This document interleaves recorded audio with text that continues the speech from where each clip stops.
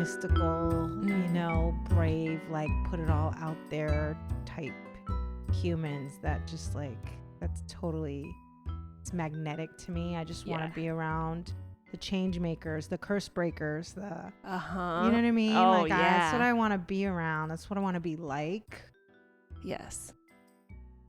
Hello and welcome to the Stoner Story Witch podcast. My name is Kristyn. Thank you so much for joining me today. Today's episode is a friendly conversation with my friend Burju about romantasy, the romance fantasy genre. Specifically, we are talking about A Court of Thorns and Roses, as well as A Court of Mist and Fury, which are the first two books in what is kind of shorthanded as ACOTAR, A Court of Thorns and Roses. And I was debating whether this is something that belongs in a season based on Severance, which is season 1 aired in 2022 on Apple, and season 2 is coming out in January. And I remember that when I first released and announced in season 2 that I would be doing Severance, that I was working with a download that I got, which was Process, Promises, Pleasure, Purpose, and Polyamory. And I remember that when Severance came to me, I was knee deep in season 1 and working on Little Women, and that I can't do a deep dive into one story without being held and supported by some other story that is nourishing me in some way. And so I can't be nourished by Severance when I'm diving deep into it. I need something else to kind of be holding on to me. I can't explain it any way other than that. And I found a handful of people that were talking about this ACOTAR series. It felt just kind of like it was just twinkling at me from the universe. And so I started reading it. And initially, I was reading it because I had close friends to me. Burju is one of them that had recommended it to me. And I want to also remind myself, and perhaps you listeners, or maybe tell you for the first time, that one of the goals, maybe my biggest purpose in this podcast, is to really see that stories can be a way that our wildness or our intuitive knowing can speak to us. That sometimes stories can just plant themselves so deep into us. And I don't know that, in my experience anyway, that there's been outside of maybe like my high school English class or something like that, like there just hasn't been for me a great place for me to process that. There hasn't been a really solid, securely attached community of friends or elders that I can kind of hash it out and figure it out. And so my podcast is here as prompts, as practice, as modeling, like what can happen when we choose to connect with a loved one, with a friend, over stories. And the reason I am doing Severance in the first place is because my best friend Jamie, that we heard from in episode 1 of this season, she loved it and recommended it to me. And so I can engage in a story as a way of connecting to someone else. And then when that story also kind of sinks its claws into me or plants its seeds deep in me, and that I feel captivated by it, then it's like a deeper connection, because I can say, wow, you were moved by this and I was moved by this. And let's really sit in why that might be, how that might be, how can this inform our pathway to liberation. So I will be making some connections here at the very beginning, relating romantasy and ACOTAR to Severance. But if you are here for Severance and are only interested in Severance, today's episode is going to be very short for you. And if you are here for ACOTAR, you can look at the timestamps and just fast forward. It doesn't matter to me. But all that to say, spoiler alert, I guess, that if you have not yet watched season 1 of Severance and you also have not read the ACOTAR series, especially books 1 and 2, but let's just be safe. And if you're sensitive to spoilers and you haven't read, I think it's 5 books. I've read all 5, and Burju and I might have just little references. So just don't be mad at me if you've read the first 2 books, and we might say something that sort of spoils book 4 or 5 or something. I don't know. So yeah, feel free to pause and come back later. And also, if you've not watched either of those things and you're not sensitive to spoilers, but you also don't really want to watch or read, and I don't know, you want to listen along, that's fantastic. Welcome. And I will do my best.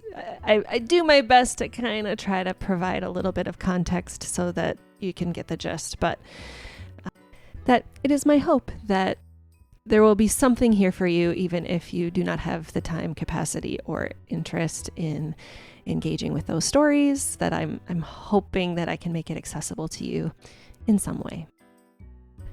And I guess I just want to take another moment here to just say that a favorite author of mine, Sophie Strand, I know I mentioned her in my previous season, and I will be mentioning her works several times in today's episode, and I'm excited to be having her on the podcast in early 2025, so stay tuned for that. But I attended a workshop of hers called Myths as Maps a couple weekends ago, and there were a couple of, just a few little tidbits. My brain was blown pretty much the entire time, as it always is whenever I'm in shared space with Sophie Strand. But the one thing that really stuck with me is how she just talks about that when we get together, we're pollinating, we're cross-pollinating these ideas. Carmen mentioned in a previous episode this idea of penguin pebbling.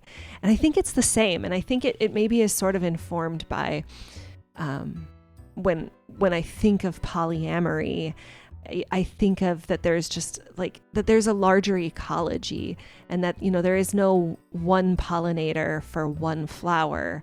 It's that a flower can be pollinated by multiple different pollinators, and pollinators can pollinate multiple different plants and flowers within that plant.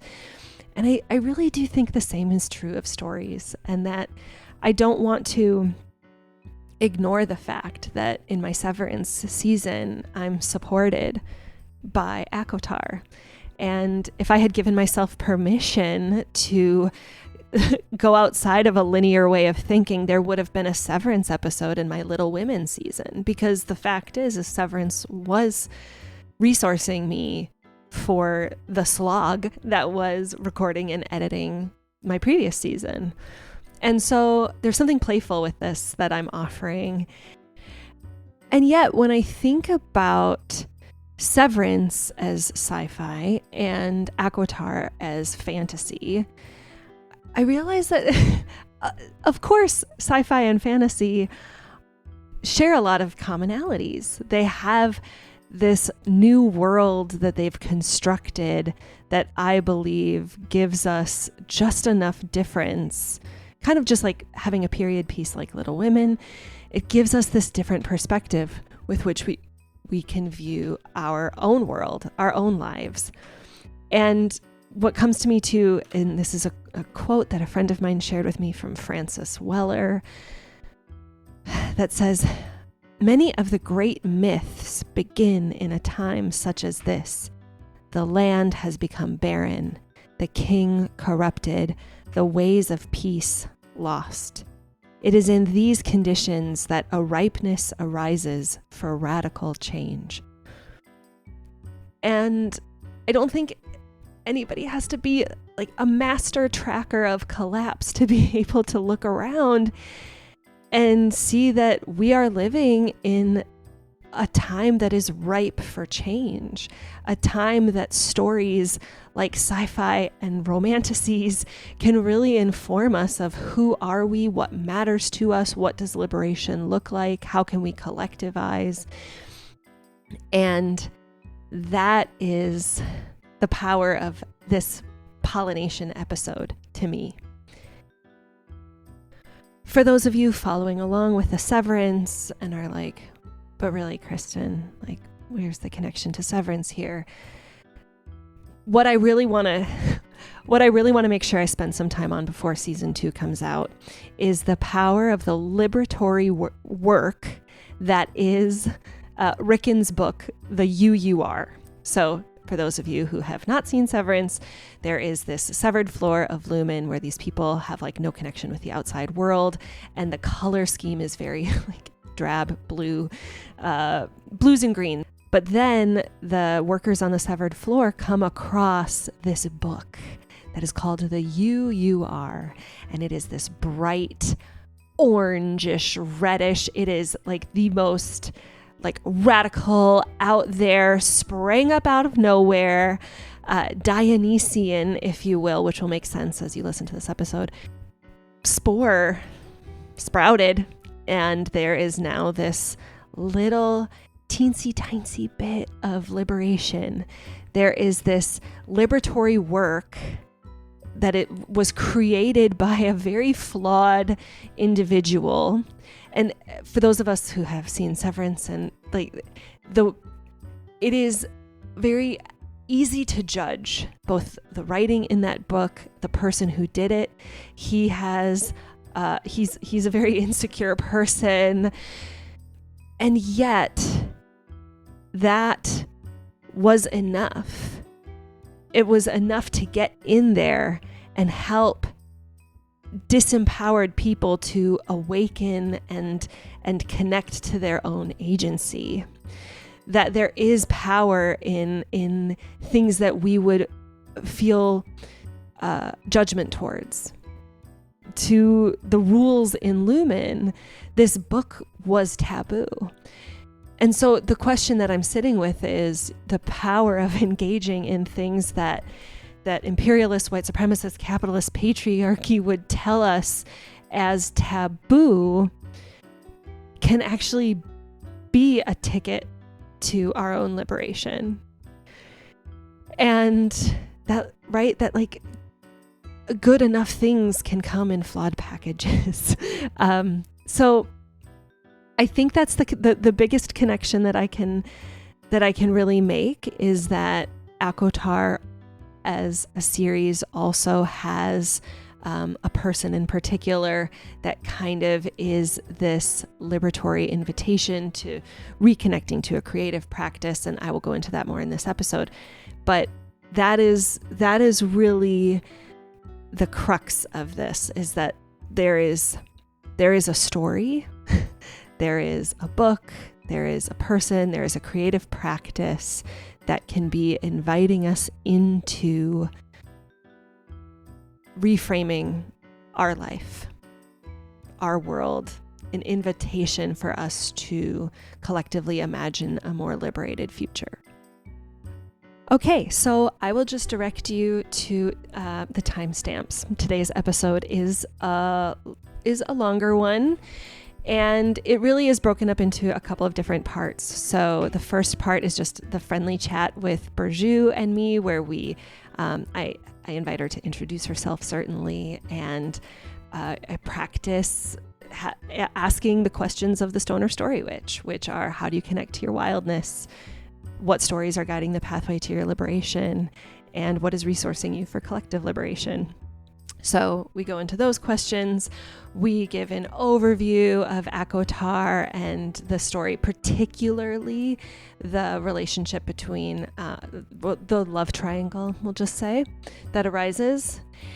And then I kind of jump more into a little bit of me presenting Burju, in essence, like a little book report of the animistic connections and archetypal energies as informed to me by Sophie Strand and her work in The Flowering Wand, as well as a video essay on the romantasy genre itself, especially through Twilight, as told by Natalie Wynn's YouTube channel Counterpoints, which I will link to all of that in the show notes. And yeah, I had a lot of fun researching and kind of creating the outline for this conversation and then having this conversation. So I am really curious to know what lands for those of you listening, what questions, connections, comments you have.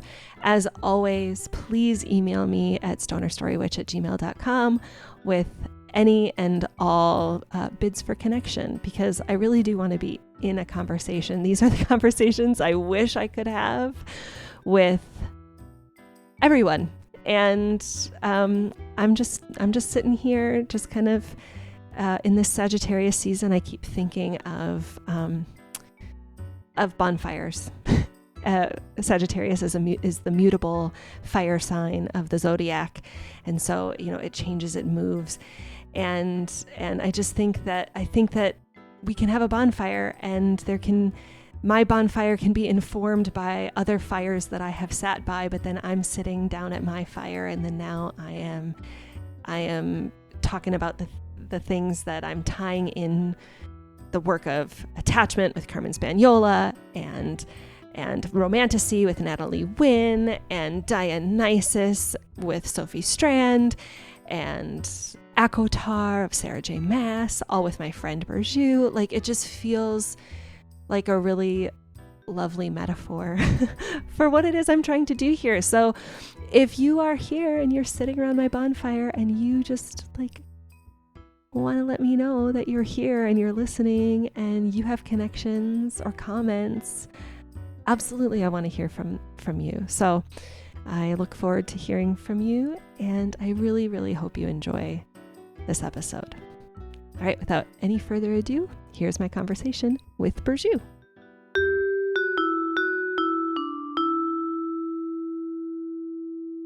Well, welcome, Burju. Hi, Kristyn. Welcome to the Stoner Story Witch podcast. Thank you. I'm excited to be here.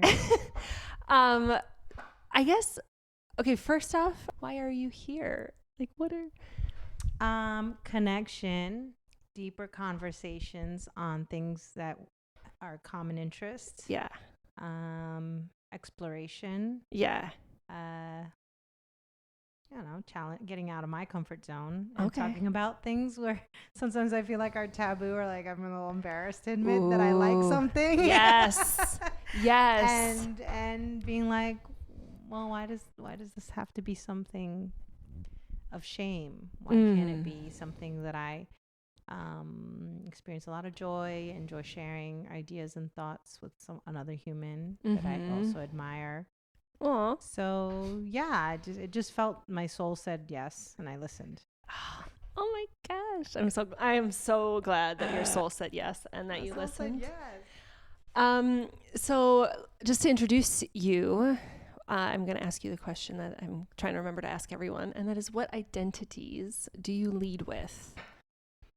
Well, she, her, artist, empath, I don't know, rebel. Yeah. Yeah. Those seem the most fitting at the moment. Yes. I think they evolve with the seasons and the times. And absolutely. Yeah. It's kind of like in this particular season, like the identities that are leading me. I liked Carmen answered this question a couple weeks ago, where it was like, some people might see me with these identities, but like the ones that I really feel are like, if you think of like being led by something. Yeah. And so yeah. Oh, and nurturer. That's been a big one for me lately. Nurturer. Yeah. Okay. Nice. So. I also asked you a little bit ahead of time, but I know the questions are a little maybe out there. But the 3 questions that kind of inform my podcast are kind of around this theme of liberation. And the first one is, how do you connect to your wildness? But another way I could put it is like, how do you connect with your inner wisdom or your most intuitive self? And I think maybe what this question is getting at is like, what are practices that you do that help you to connect in that way? Great question. I think it's always been movement, like moving my body. It doesn't have to be an actual like dance movement. I know, I come from dance, and dance is a big part of my life. But sometimes it's just in shaking or gyrating, or just kind of like, I love fluid circular movement. So sometimes I'll just body wave and whirl, big circles and movements. And I think when I don't do it, it's not just a physical but a mental, like I can feel how disconnected I become. So yeah, movement is a practice. It's always, even when I like, and where I chose to sit, right? Like I'll be like, chair, no. Big expansive bed or floor sounds better to me. Why? I can move, I can stretch, I can feel something, and then I can connect better to the wisdom and the inner parts of myself. Oh, I love that. Yeah. Awesome. And the next question is, which archetypal energies or stories are guiding the pathway of your liberation?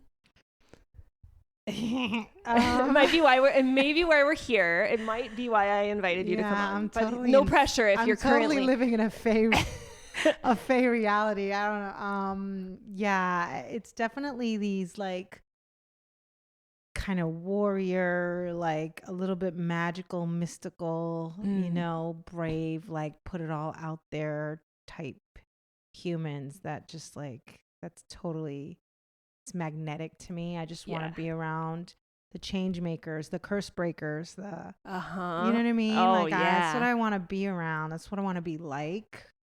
Yes. So I think, again, it's seasonal. I think that's just the season I'm in right now.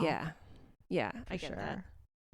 Okay, and then the final question is, what is resourcing you for collective liberation? That one was a tough one. I feel like sometimes I think collective liberation always has to be something so loud and outward, and I don't always understand that there's an inward that that is just as valid, just as powerful. And so I'm trying to get back to like the different practices that help me resource collectively, right? Yes. Like, so, and that comes with me allowing myself to feel joy, because for especially the better part of the last like year plus, it's been really hard to feel joy without feeling guilt for feeling that joy. I know exactly what you mean. And then I feel myself running into the ground, and I'm not able to necessarily be of any benefit in any liberatory acts, my own or collective. Yeah. So there's a lot of work being done, and the movement that is trying to write more, trying to just play a guitar and just let myself do something different. Yeah, accessing creative parts versus like, I'm also kind of like, I gotta stop trying to be a perfectionist about it and be like, oh, I can't, I have to do it this way. No, it doesn't have to be that way. And, so many things. So yeah, so this question was like, well, I could just be here for 3 days discussing all the. Yeah, well, I think another reason why I think you're on the podcast is our connection to sourdough. I know we've bonded about this before today.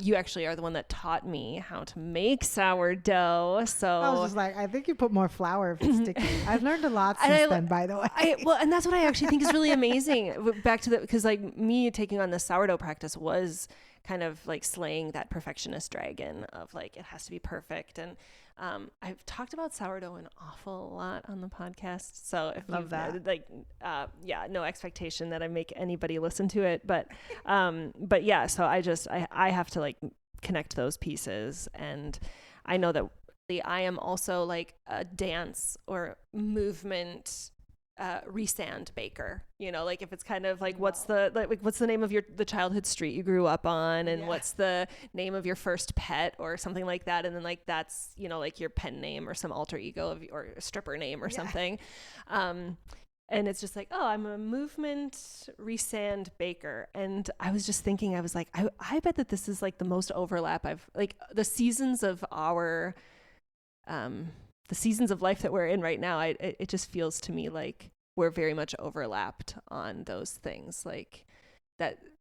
And I'm just projecting onto you at this point, but that like for me, the baking is very much an individual practice that, helps me, I don't know, like orient in my day in some way, but then I can also offer it out to my community, and I can do it in a really radical way.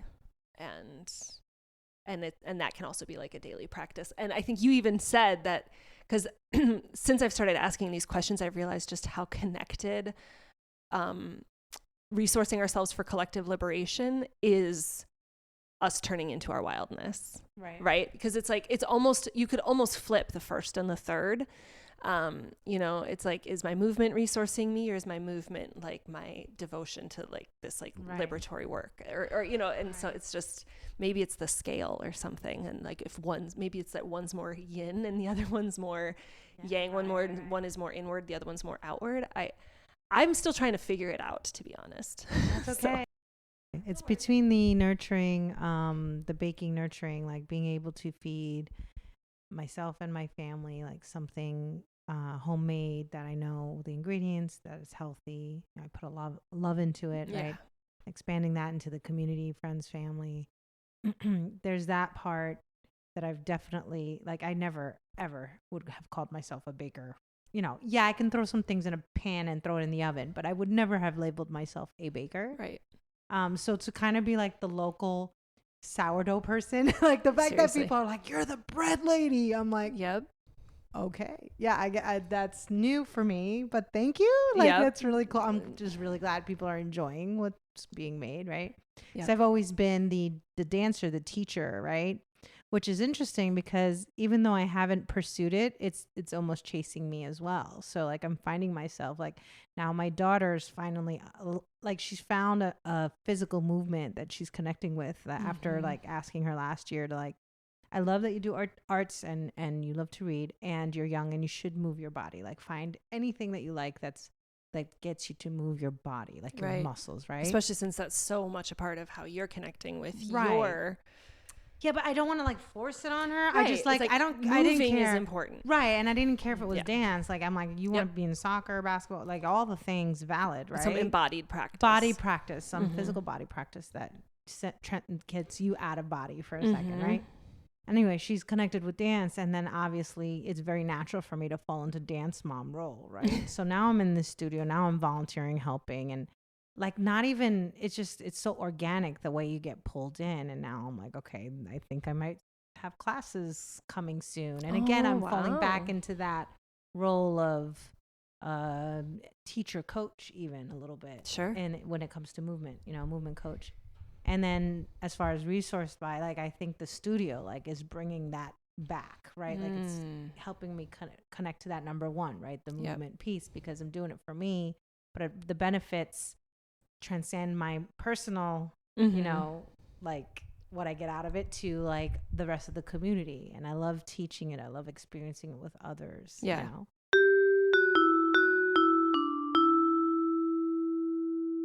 We are here specifically to discuss ACOTAR, A Court of Thorns and Roses by Sarah J. Maas. It's also something that I've just affectionately been kind of shorthanding as Subversive Smut, which came to me from Sophie Strand, another alliteration. I love Subversive. But yeah, just the idea that you can write the most subversive storyline possible, but you just like make it smutty and you put it in fantasy land, and then like you can get away with it. And so I think I think maybe my goal is to almost kind of like pick apart in some ways, like why this A Court of Thorns and Roses is such a compelling story. Like, oh, and I guess the other thing I just want to say too, I'll interrupt myself, is that I had a couple, like several months ago, I had a friend say that they got this book, the first one.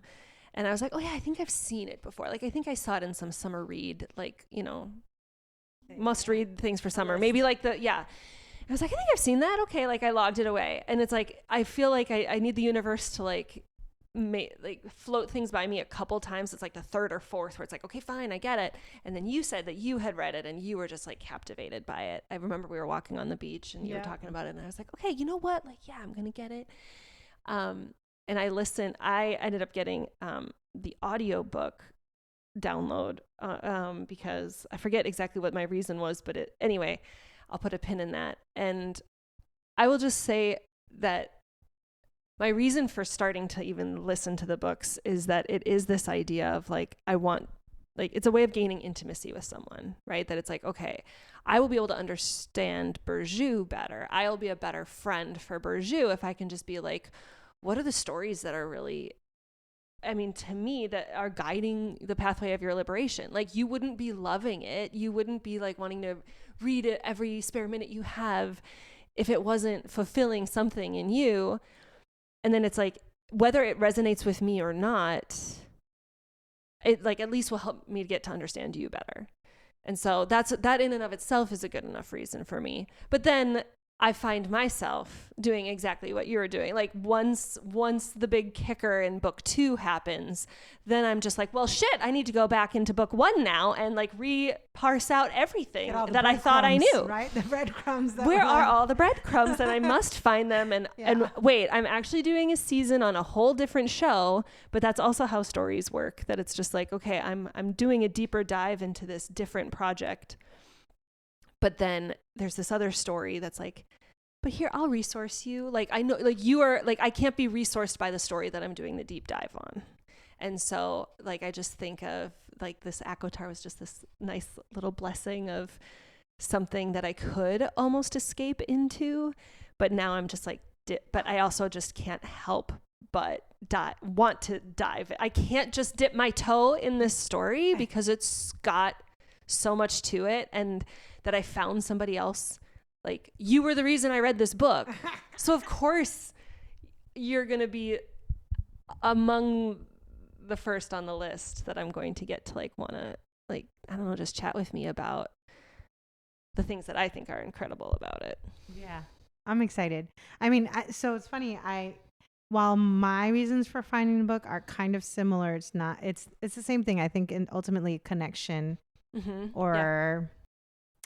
I was at a place where my reading list was only filled with nonfiction stuff because I felt like I had to constantly just be learning and growing and unlearning and unpacking and just kind of like I started like early 2020 now, you know, with everything that happened in the pandemic. I had kind of lost reading was just something I always said I didn't have time for, right? With younger children and just everything going on, running a business and whatnot. So it was like I just didn't have a lot of time for it. Anyway, so, and then when I did have time for it, I was like, well, I have so much to learn and unpack. Like I, you know, growing up the way I did, you know what I mean? Mm-hmm. And with, you know, knowing what patriarchy is, but not understanding what it did, what roles it played in my life. Like the minute I kind of clued onto it, it's like a rabbit, like you can't stop, right? And you learn more.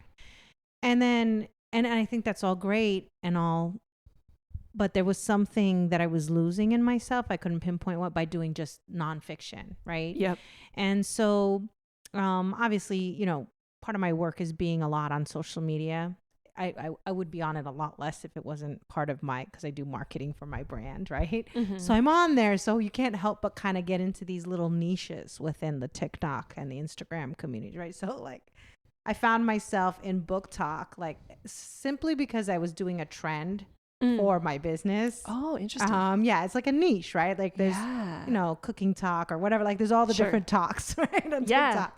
So I got into the book talk community, and then this ACOTAR thing kept showing up on my FYP, my For You page. And I was like, I was actually really annoyed with it. And I was like, people are weird. Like, I don't know why they're excited about fairy porn. I don't know. Like, that's what I had summed it down to. Right, you know what I'm saying? Because that's like that was my initial, I was totally judgmental. Judgmental. And then it's interesting because as much as I was judging it, I was so curious. I think the things that are taboo are sometimes the most alluring to us. And part of it comes from me unpacking my own kind of exploration of my, you know, sexuality, my sensual, everything. So part of me was like, oh, that's so weird, but still looking like peeking. Yes, but like, I can't look away. Right. I couldn't look away. So then the more I kind of interacted with it, the more kind of I led through to people and communities that were having discussions similar to something we're doing here, right? Yep. And they were unpacking the story, and then I kind of got some spoilers because I did that because of my curiosity. Oh, sure. And then I was like, now I feel vested. So I'm like, you know what? And I was actually this summer in San Jose with my kids at the bookstore, and they had a big ACOTAR display.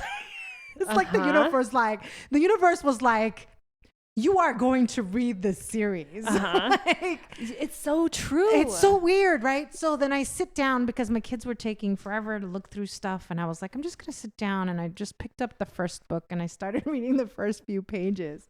And I'm the type of person where like, if it's a book or if it's a movie or a series, once I'm like a little bit in, I feel invested. Yeah. So even if it's not like, oh, this is so good, I still am too curious. Like I can't leave a story unfinished. I kind of know what you mean. It pisses me off. Yeah. So I was like, and because like the first book was kind of like I didn't get the whole obsession with Tamlin. It was a little weird to me. Okay. But I understood it, and then I wanted to understand why people did, because that's my brain also works like that. Like, why do people this and do that, right? And that applies to everything in the world for me. Like, why does anybody think anything other than why are people think this way? Well, like you just wonder why. How do you get there? Yeah. What train brought you to that way of thinking, right? So I was like, I'm gonna get through this big, thick book. But it's interesting because I found myself, because the best time for me to read is probably early in the morning, right before kind of I start my day. And then at night before I go to bed, because it's nice to kind of like drift off into fairy tale world and fall asleep dreaming about stuff. And so what's interesting is anytime I read anything before these ACOTAR books is I'd probably get through maybe 5 or 10 pages before I got sleepy. Yeah. It's just like, it's because everything's dark too, right? But for some reason, this book kept me up. Like I was like, how did I just go through 100 pages? And it's now midnight and I was trying to go to bed 3 hours ago.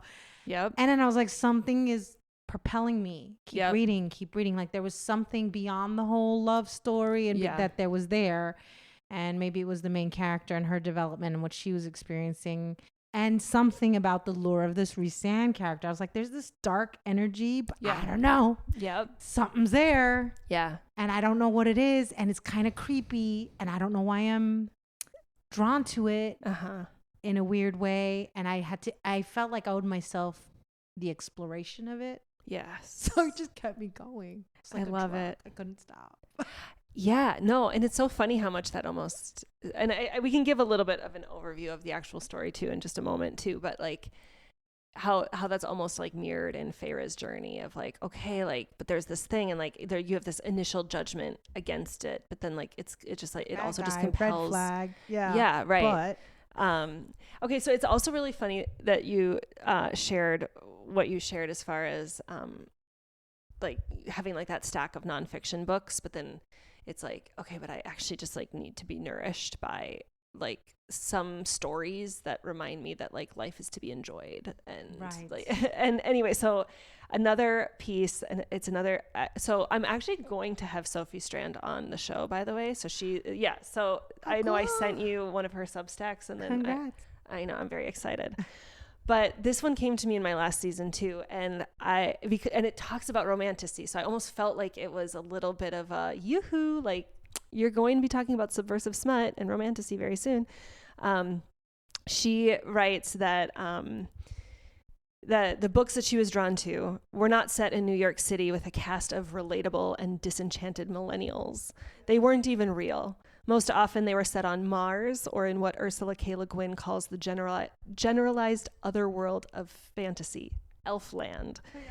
They are set in other worlds and yet struck me as being infinitely more real than most of what was passing as realistic fiction. It was in those books that I started to recognize myself. These were people and worlds that took stories and feelings and pain seriously again. They didn't make me feel like a hollow shell. There were protagonists who were really grappling with morality, with illness, with violence, with disempowerment. They grappled with embodiment and desire. It was in romantasy that I finally remembered how revolutionary female desire can be when it is articulated without the anorexic strictures of good literature. And then she just continues, give me smut, give me life force. Not the same angry, disaffected, anti-hero female protagonist of a MFA novella. Give me complex 1,000-page ecologies, not anemic houseplant novellas. And what if when we look directly at our lives disappear, but fantasy and sci-fi approach from the periphery?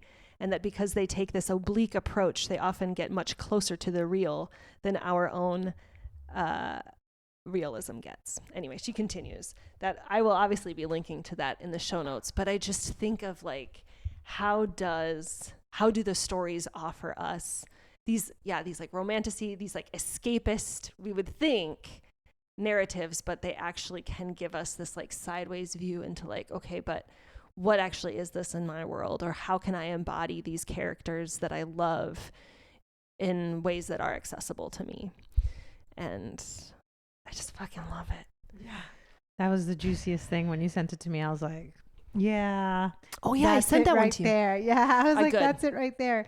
And I think it is. So I think that's what it was too. Like with book one for me, I think the like, as you really get into it further and further, it was the grappling with morality that I think was like a very big draw for me, because I think I struggle with that. I mean, I'm doing my own grappling, right? Because I'm like, you know, I run a business, you know, and you know, the choices you have to make daily, right? Yeah. Like even, you know, we talk about moving to Costa Rica. We know what effect we're having on local people here.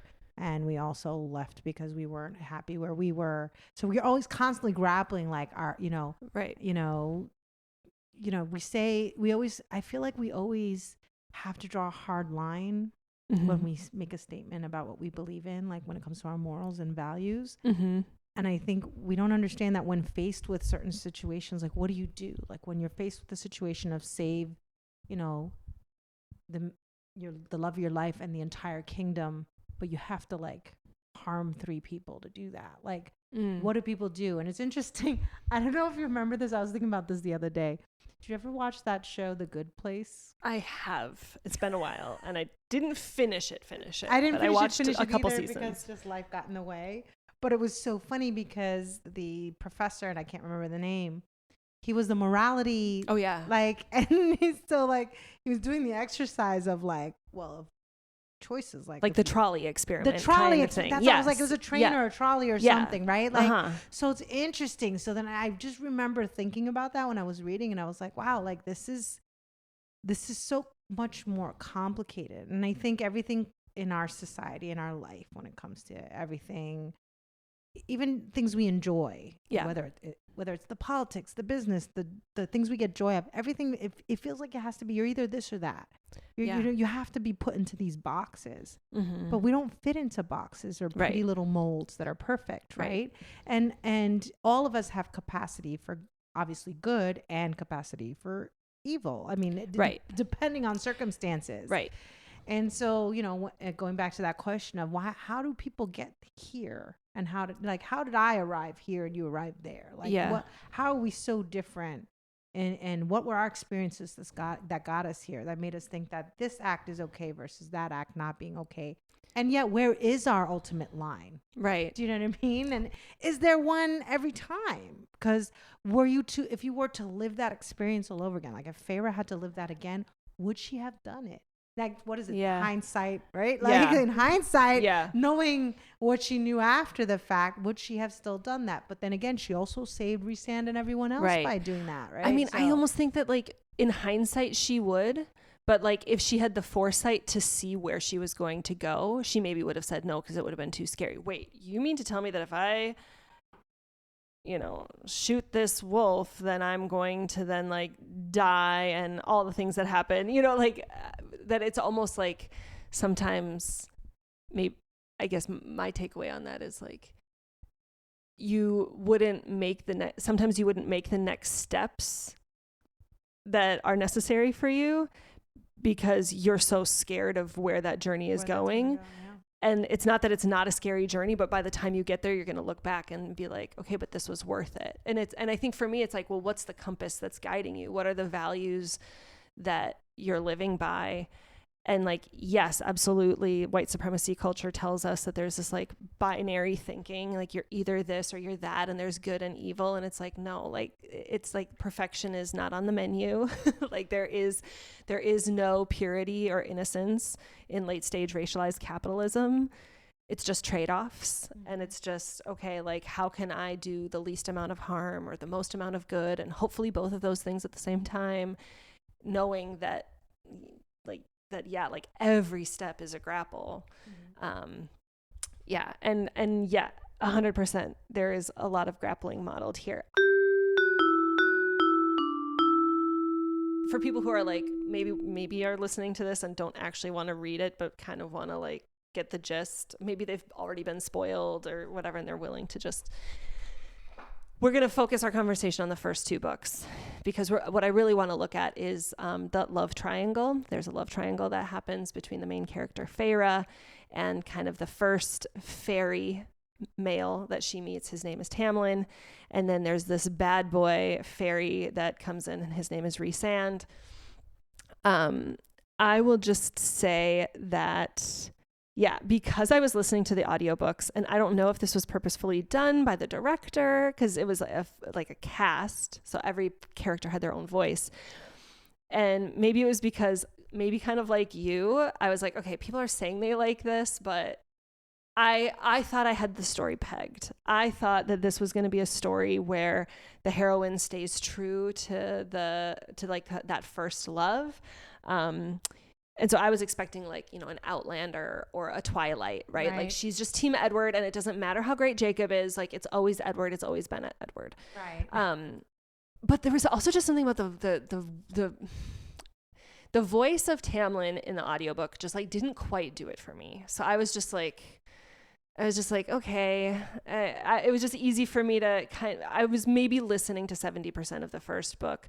But when Rhysand's voice was on, I really liked that voice. And even just the way, and you can get this in the book too, like the way that she talks about Rhysand is that there is always this like alluring piece about him. He has like this, you know, come hither voice, like that there's just such that like the way she describes him is that he's the most attractive or handsomest male she's ever seen before. So obviously there's some big breadcrumbs there that they're planting the seeds in us that we are supposed to like this guy, but we're not supposed to like this guy. Right. You know? Exactly. And so then, yeah, we find out that in this fairy world, you can fall in love with someone, but there's actually like a destination or a fated connection that you can have with a person that they refer to as a mate. Like there's a mating bond, and whether you actually have sex with that person ever, it doesn't even matter. But it's like you just like you can actually find out that someone is your mate just upon looking at them. And in some case, but sometimes it shows itself in different ways. And we find out that this Rhysand character, who is kind of like taunting and kind of like almost a bully in some ways to Feyre in book 1, we find out in book 2, once she saves the entire fairylands and she dies, her human body dies. She gets brought back again as a fairy. She then, she saves the entire fairy world. So then she gets to be whisked off into Tamlin's arms, and he becomes like more and more controlling. And again, I'm still thinking at this point, that this is Edward, and he's going to eventually come around because of, again, and this is something that Rhysand did in the first book, where he makes Feyre, he saves Feyre's life in these trials that she's doing. He restores her health so that she can keep going, but she has to go stay with him for a week every month. Yeah. And I remember being like, ooh, this is going to be good for the next book. I will get to hear this voice again, in the next book. And so I was just like, okay, like maybe, her going away to Rhysand will, give her some perspective that will then help her to advocate better for herself in this Tamlin situation. I was just like, obviously it's going to be Tamlin. But then we find out that, like Tamlin is just a controlling, traumatized man, from the events of book 1. And I don't know, maybe just being a patriarchal male. And then Feyre, in these, moments that she is leaving with Rhysand, like she starts getting more and more connected to him, and then finds out that, oh my gosh, shocking spoiler alert, Rhysand is her mate. This whole time we thought that like, oh, one of these days she and Tamlin that will be like in book 3 where their mate bond finally like reveals itself or something. That was what I was totally expecting.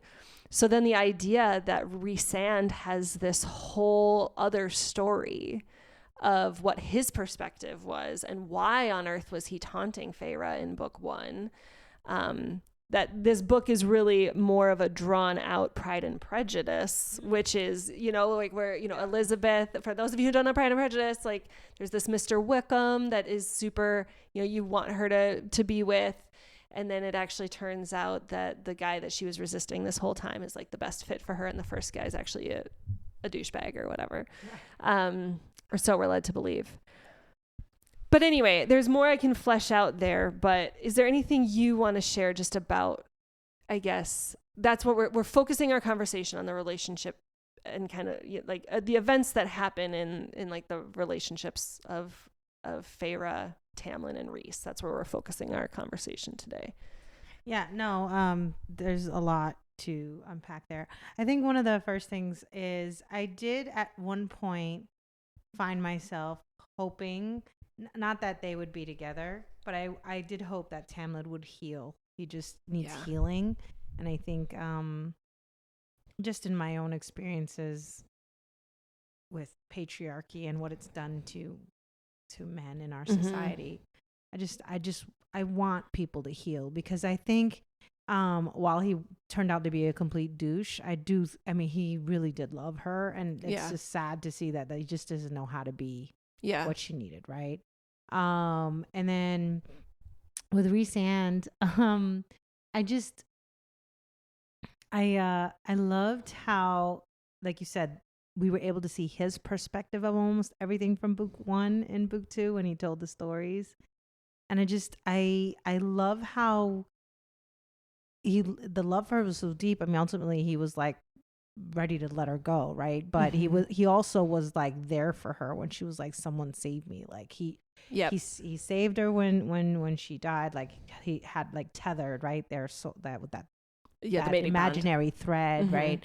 And then then he saved her at the wedding, and he saved her in other little ways, right? Like when she went to Colin May or whatever. Oh yeah, the Callan May. I don't know if I'm saying it correctly. The audiobooks Since I've listened to the audiobooks, I know how this it's is pronounced. My interpretation of just I've only read them. Yep, I know the feeling. And so, and then just like I just love that he taught her to read in such an obnoxious way. Like when he was just like, "I'm the sexiest man," or whatever he was saying, like all this stuff, and she's like, "Oh my god, this dude."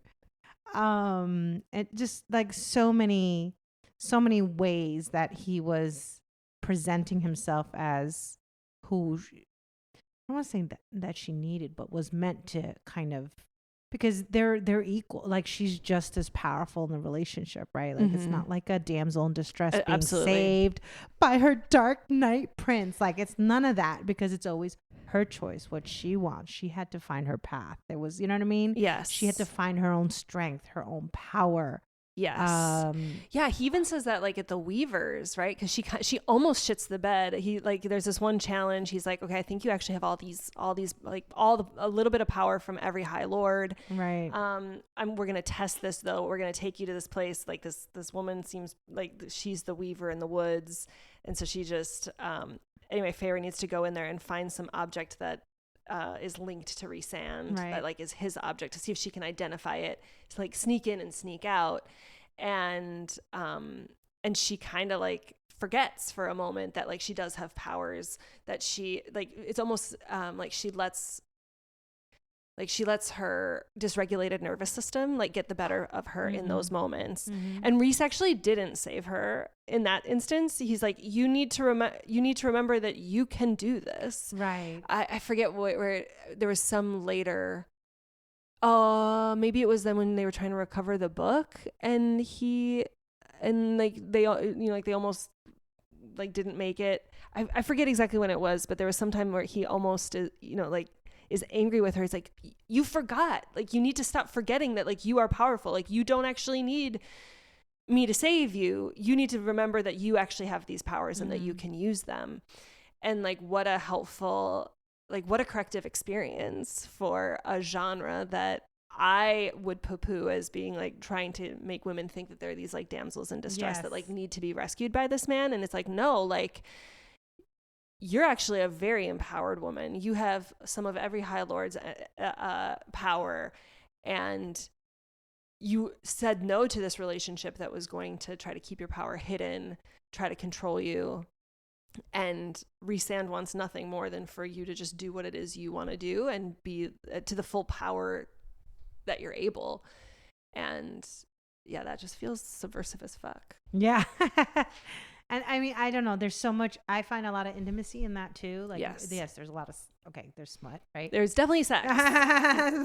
Right. But I think that there's this like amazing intimacy of like, giving her the space to find her path, to find her power, to grow into it, to find her voice. Like she's always had it. I mean, she was the youngest, right, sibling, and she was the one that was literally keeping them from starvation, right, going out into the woods and stuff. So, but I don't think she knew how powerful she was, really, really. Like, besides, you know what I mean? So, like, having, I don't know. To me, that's just as intimate. Like, to me, I've always said that intimacy doesn't just come physically to me. Like, it's very much emotional and intellectual as well. And if someone's not participating in that kind of development, like emotional and intellectual development with me, then like the rest doesn't flow for me, right? So like, I don't care how much juicy sex is in the book. Like, it wouldn't have been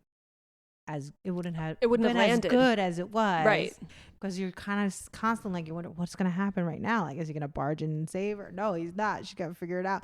And then she's like, gets mad at him. Like, it's like, it's like the best. And it's like the banter, the back and forth, and even that, just banter. Like, she's able to just like always put him in his place, and it's just, it's nice to read and witness.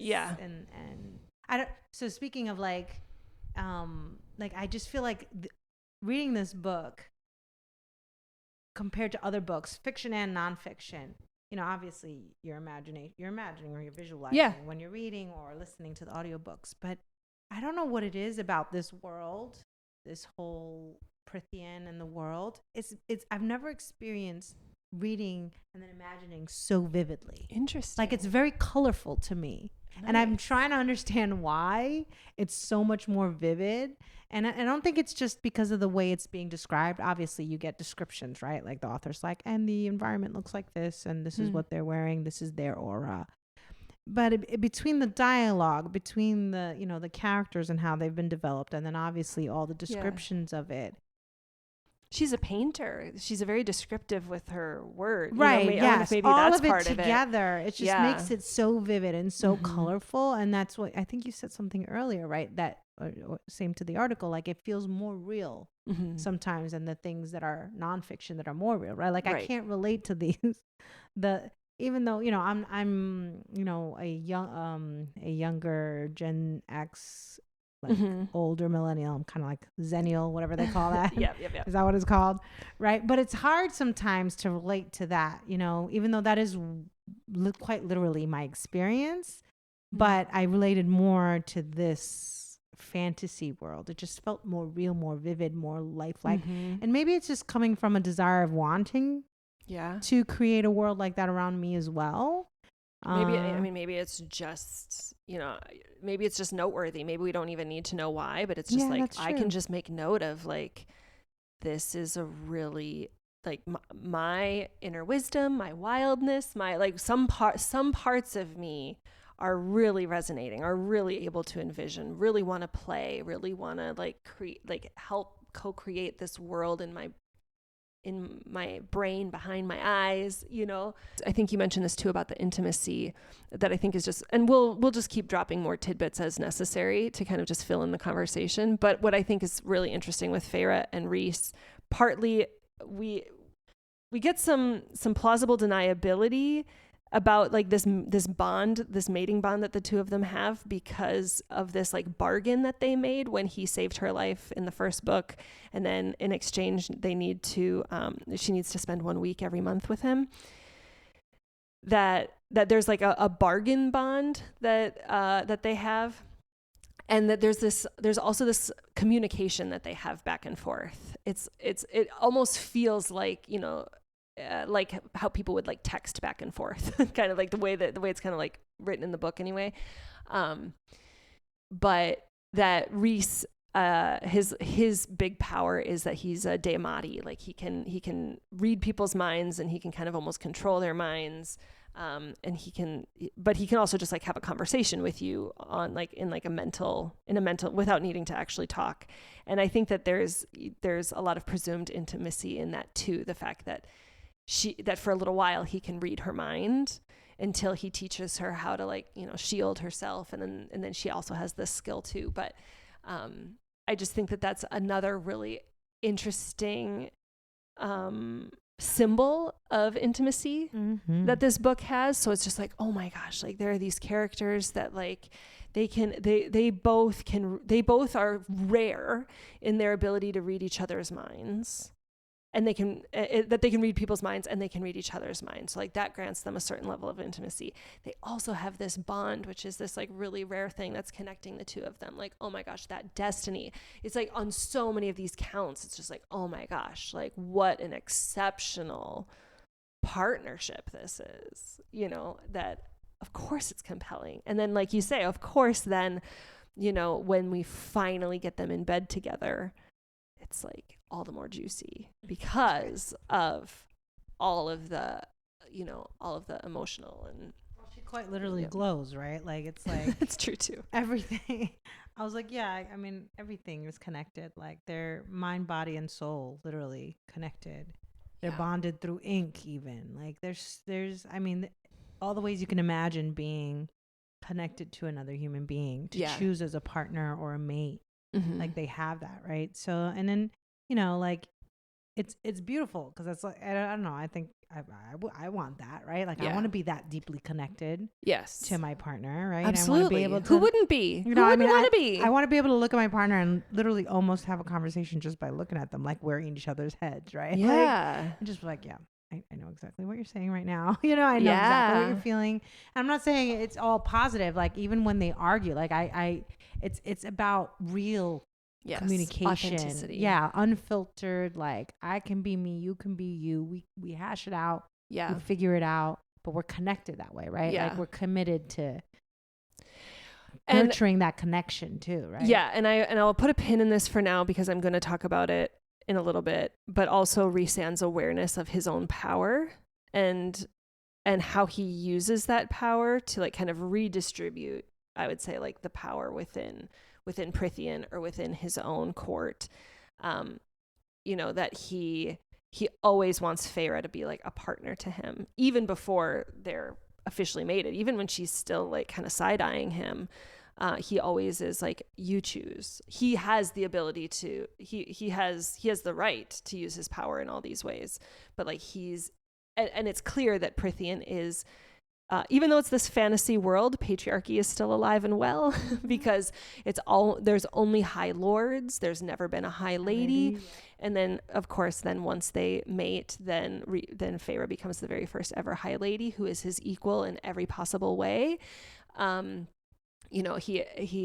I mean, oh my God, like, how is this not amazing? Like he has like the symbol of Prythian tattooed on his knees as a symbol, like I will never bow down for I won't bow down for anything other than my court, than my land, except when he's like servicing Feyre, like, right? Like, it's just like, oh my God, like, are you fucking kidding me? Like, yes, like I want to be on an equal level with somebody who's not like denying their power, but they're willing to like share it with me,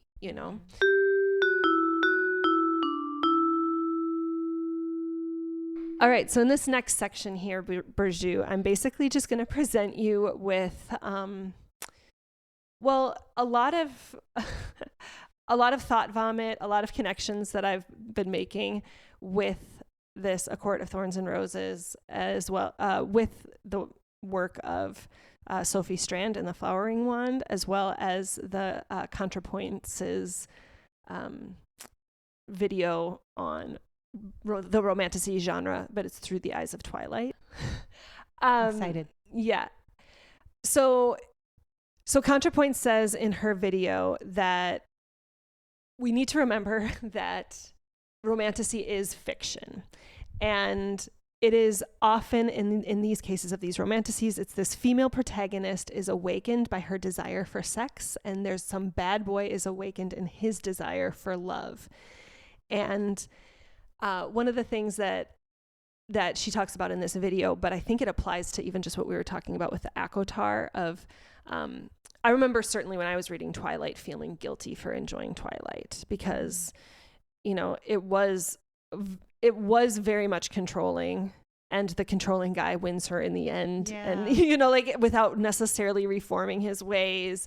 It is, I would say Twilight is less subversive than A Court of Thorns and Roses and then the Court of Mist and Fury have been. But it's really important to remember that like these are fictional worlds, and that there is a history of people trying to tell women what they should and should not enjoy. That like, oh, women should just read these things instead. Yeah. And one of the things that I really liked that Natalie Wynn talks about is that, you know, to remind us that, you know, the question that we're really trying to get at here is like, what is the purpose of art? Right. She says it can either be a moral education that instructs us in proper and virtuous conduct. It can be a mirror of reality that reflects life as it is. And it can be an escapist fantasy that's primarily for entertainment. And of course, I would say like, if it's entertaining, then it can also be resourcing towards collective liberation. Right. So anyway, again, I think there can be a connection between like, you know, what is virtuous conduct? Anyway, but as I was just listening, again, like I highly recommend, if anybody has 3 hours to spare, that ContraPoints video is beautiful. But I really liked then watching or listening to A Court of Thorns and Roses and thinking of Rhysand as almost like this retribution for anybody who is Team Jacob. Where it was just like, but there was like a better option all along, really. And so, yeah. And I think for me, just really recognizing like, you know, that there's the trope of like the forever faithful, but then there's also this trope of like, oh, this person that I thought I loved actually, you know, turns out that I can change and I can grow with what it is that I want, which then leads to the next point, which is about desire. And that every romantasy or every romance, the plot is basically just desire deferred, and that it's this idea that there has to be a barrier, and that often like lust is the barrier to love. And I know that's certainly the case in Twilight, but in ACOTAR we have this triangle that Natalie Wynn cites is Anne Carson from the book Eros the Bittersweet. But we have in one corner of the triangle, we have the lover. And then in another corner is the good girl, who is actually the barrier. And then in the other corner, we have the bad girl. And the bad girl is the beloved.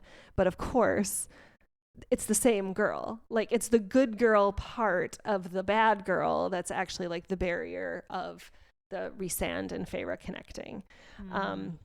Which is actually kind of funny because there is this symbol between Rhysand and Feyre when they make their bargain together, where she gets like this, like they both just get this huge like full sleeve tattoo on their left arm, because these bargains are always depicted via these huge tattoos. And I just think like, you know, if we think of things in terms of symbols, like a tattoo is 100% like symbolic for kind of this like badness, right? And the other thing that I just think is really interesting with this desire part, if we're breaking down these romantasies into their parts, Anne Carson is quoted as saying that the real subject of love poems isn't actually the beloved, but it's like the hole that is filled by whatever that symbol is. So like if the symbol is this lover, we actually know from the beginning of the book of the first book, the thing that Feyre wants more than anything is just like enough money and enough time to be able to paint. Yeah. She's not even a romantic. Nope. She does not give a shit about being with any guy. Nope. She just wants to paint. So it's like, and what is paint? It's connection with your creativity. It's, I would say, you know, communing with your most intuitive self, your part living out your destiny as a part of creation. And that's all she wants. But then she meets Tamlin, and Tamlin becomes this symbol of, because he has the money, he has the resources, he gives her the space to paint, he takes care of her family. And I don't think we said this, but it is very much Beauty and the Beast vibes. Yes. Like it is 100%. It is a retelling of the Beauty and the Beast, which is obviously troublesome because you're kidnapping this person. But like in Beauty and the Beast, she gets to she gets to read, she gets to have the spare time to do the things she loves to do. And so then Tamlin becomes that symbol. And so then she says she loves Tamlin, but then at the end of book 1, she's no longer interested in painting. She all she sees is blood. Anytime she's bringing out her paints, she's just traumatized and she can't connect to that creativity. But now she's like, well, but I'm on this boat. I guess I better just keep going in this direction. I'm on the Tamlin boat now. I'm connected to this symbol that I thought was going to bring me this thing. And it worked well for me in book 1, but it's book 2 and this isn't going well. And then we get Rhysand coming in. And even then, like, she's not even painting again until way later in book 2, but she's at least started, like, we start seeing her notice things and be like, ooh, I could paint that. Which then leads me into a little bit of just the attachment piece. And so when I've had Carmen Spaniola on the podcast before, and she's talked a lot about secure attachment, and anybody who's listened to my podcast knows that I talk about secure attachment as being safe, seen, secure, and soothed.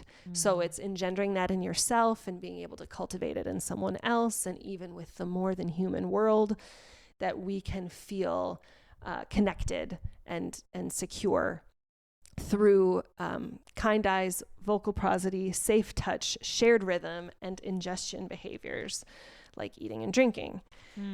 So I think of scene, and I kept on thinking of Titanic, which is just another really great romance. But when Jack Dawson is doing his drawings, Rose tells him, like, you see people, you really see people. And she asks him, I want you to draw me like one of your French girls, wearing this, wearing only this. But it's like, that is a symbol of, I want you to see me. I want you to actually know who I am. I want you to see who I really am.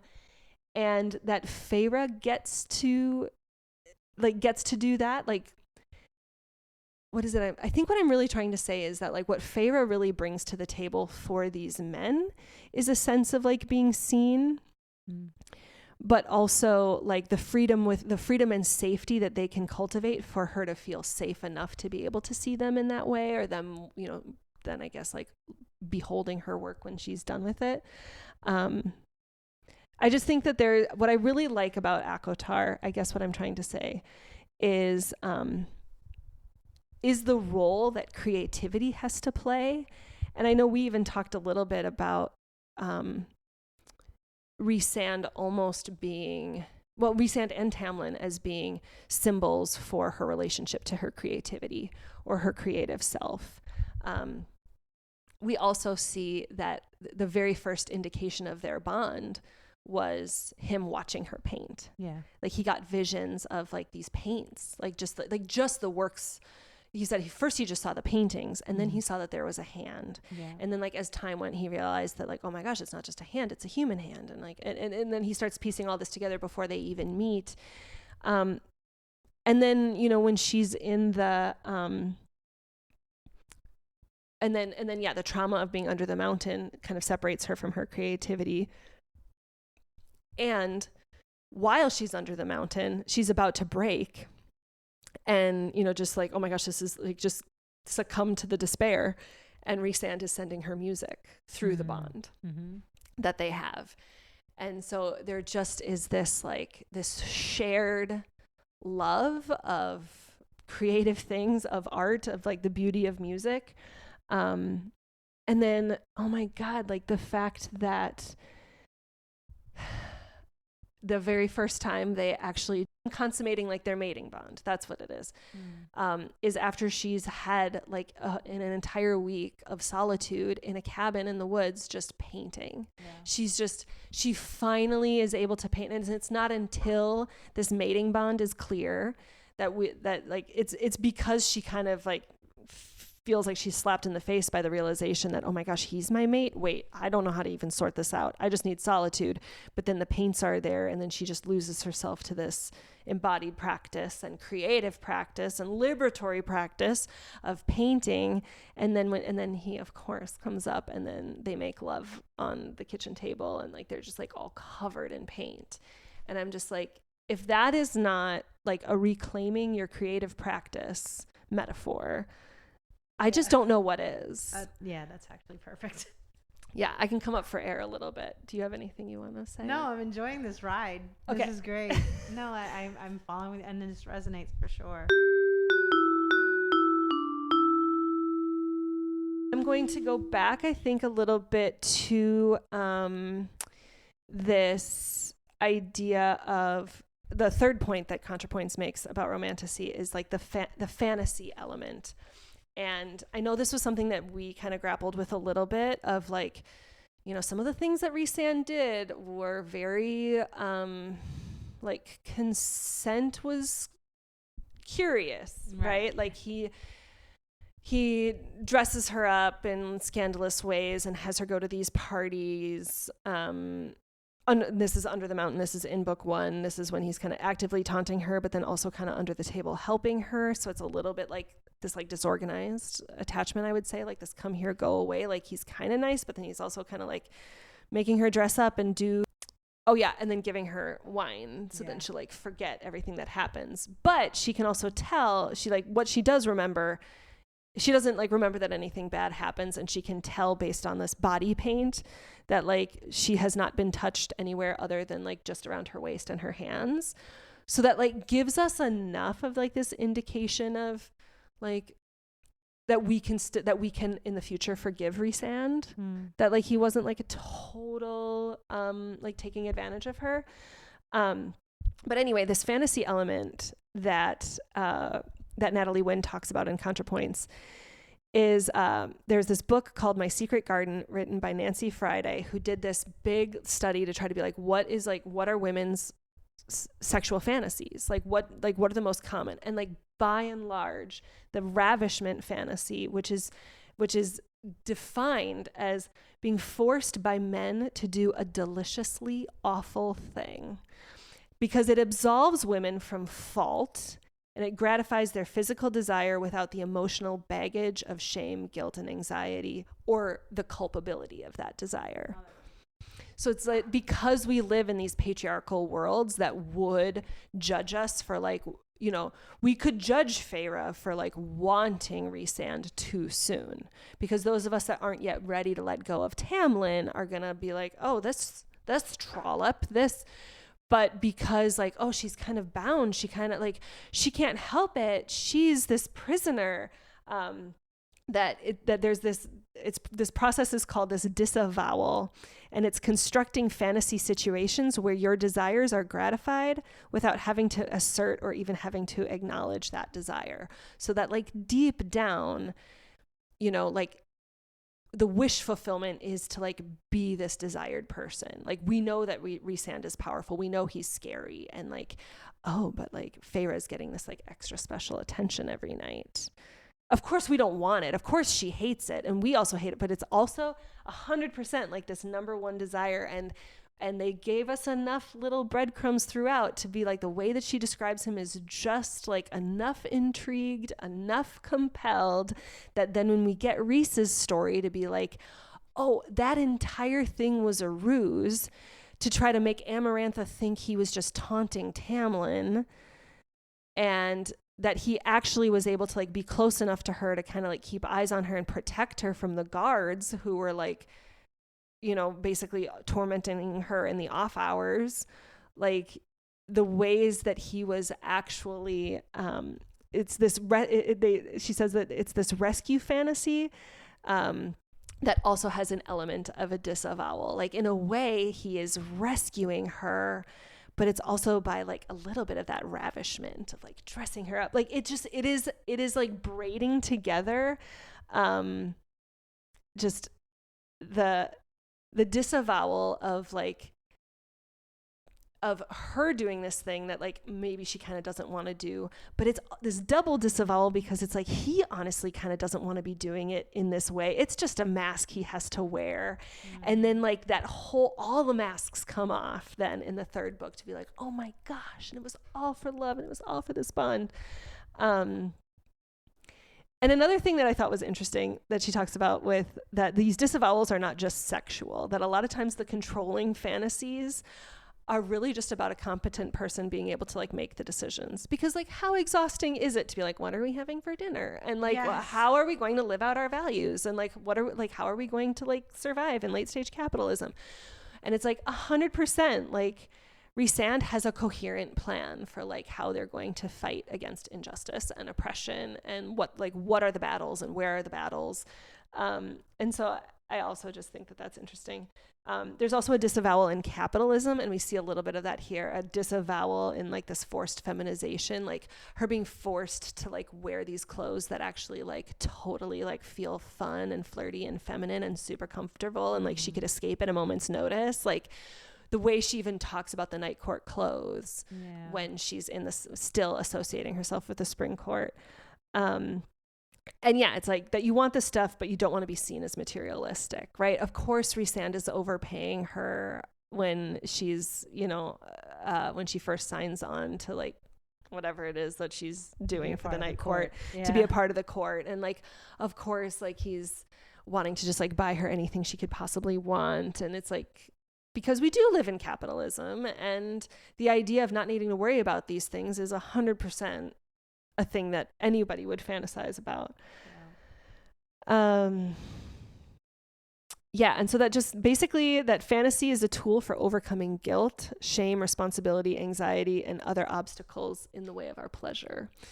And I think ACOTAR really, really hits that. But the one thing I also did want to say is that like, for me personally, a growth edge that I would have for the for romantasy genre, and maybe it's not even like the genre can still be what it is, but that we need to remember that when we're looking at romantasy, we need to take it less literal and more psychological, that these are symbols, right? That it's like we have these rich men wanting you, because these rich men, it's this shame negating fantasy that most people carry shame and insecurity, but that there's like somebody that has a lot of this value that like looks at you and can see you fully and wants you, and will, like that you have value and that you matter. And that I think it's just important for me to say that like the desire to just be associated with the richest people ever is just something that I just want to name, that I just don't think that like that's like a healthy thing that anybody should be taking literal. That I just want to just like be like, let's just acknowledge that to survive in late stage capitalism, we do need money, and we do need like enough of it to not like let that drive our day, to let that create enough safeness for us to be able to create. But that like the answer to doing that is not to actually have the levels of wealth that Rhysand has. Like I do have notes on, I have a lot of questions as to how Rhysand can be as wealthy as he is when he doesn't take a tithe from his people. Like that there is a fantastical element to like, then where is that wealth coming from? Who is being exploited? What lands are being extracted from? Like wealth comes from the earth. And to me, there's just that there is an awareness of wealth doesn't come from nowhere. And you can't like be this liberatory guy that just totally gives everything to your people, but then you also have several palaces and all this wealth. Like it like that is like a capitalistic fantasy.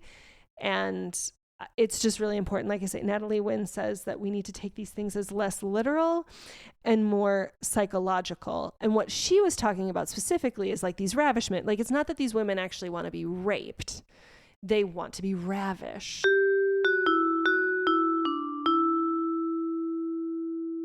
That's what a great job Sarah Maas does with getting us to become Team Rhysand at the end of book 1. Like, we really are supposed to be feel pretty sketchy about him, like knowing that he's with Amarantha, and you know, he like got it, like he comes off a little bit scary.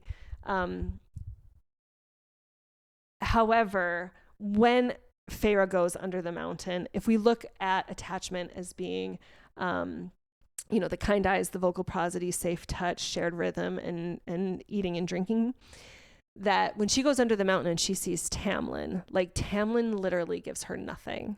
Like, he's sitting there, he doesn't even like glance her way, he doesn't say anything to her. She finds out that he like stands up for one of his friends, but like he is just, he says he literally is responding to her in like no discernible way.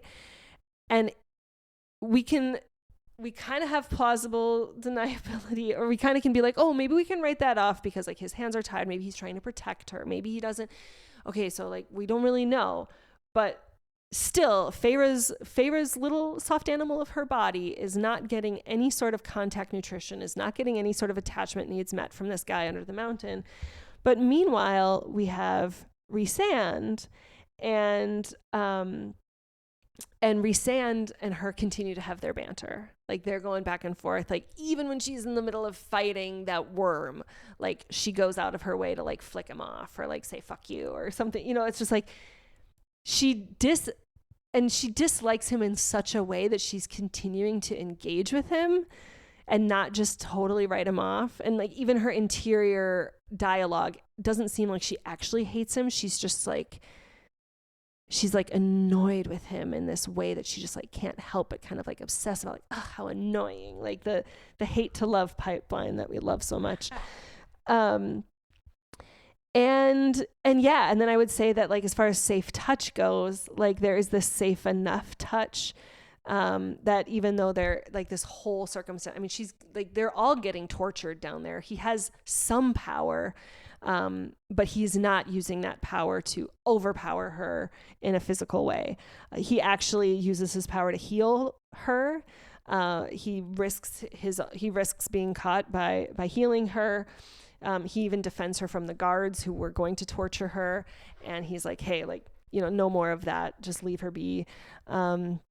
We even see him, like, again, it seems weird to call this like the safe touch, but a common thing that they end up doing is it's a theme where they lick each other's tears. Yes, I noticed that. Which I think is interesting because another theme of this book, I think, is that they become fairies, like that, and I think that it's like this idea that they are a little bit more animalistic than human. And so maybe there's something to that, but that, like, he knows, like, she's crying so hard, and he goes to her cell and he like wants to kind of snap her out of it. Like, he's doing things, he's trying things. And he ultimately decides, like, oh, I'm going to lick the tears off her face because I would rather mobilize her into her anger at me than to just go down into this pit of despair and hopelessness. And then just like, I know I said before when we were talking about intimacy, but how he uses that mind connection that they have to soothe her after that second trial in the first book, Under the Mountain. She's like about to break, and he's like, nope, just stand up, just like walk away, like, you know, like, you got the, yep, deep breaths, you know. And then tracking her throughout the bond, like being able to like know when she's okay, when she needs him to send her music.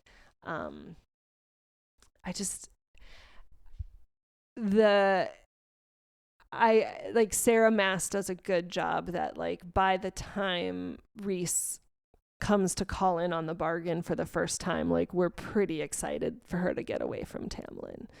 And I was excited to read the second book to see, okay, what's going to happen? Like, we need to see this guy. And it's, I don't know. So for me, it was just like the strategic use of that contact nutrition and those benchmarks of secure attachment that really, I just always like to talk about contact nutrition in the wild. So thank you for listening.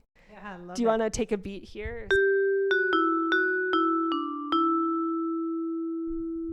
Do you feel like this is all, I mean, I know authors definitely have a massive process. They don't just sit and write necessarily. Like they map things out. Yeah. And there's definitely a plan in place. Oh, for sure. And I'm sure things evolve and sway. Like it doesn't necessarily always end up a straight path, right? You're like, oh, yeah, I might take this turn.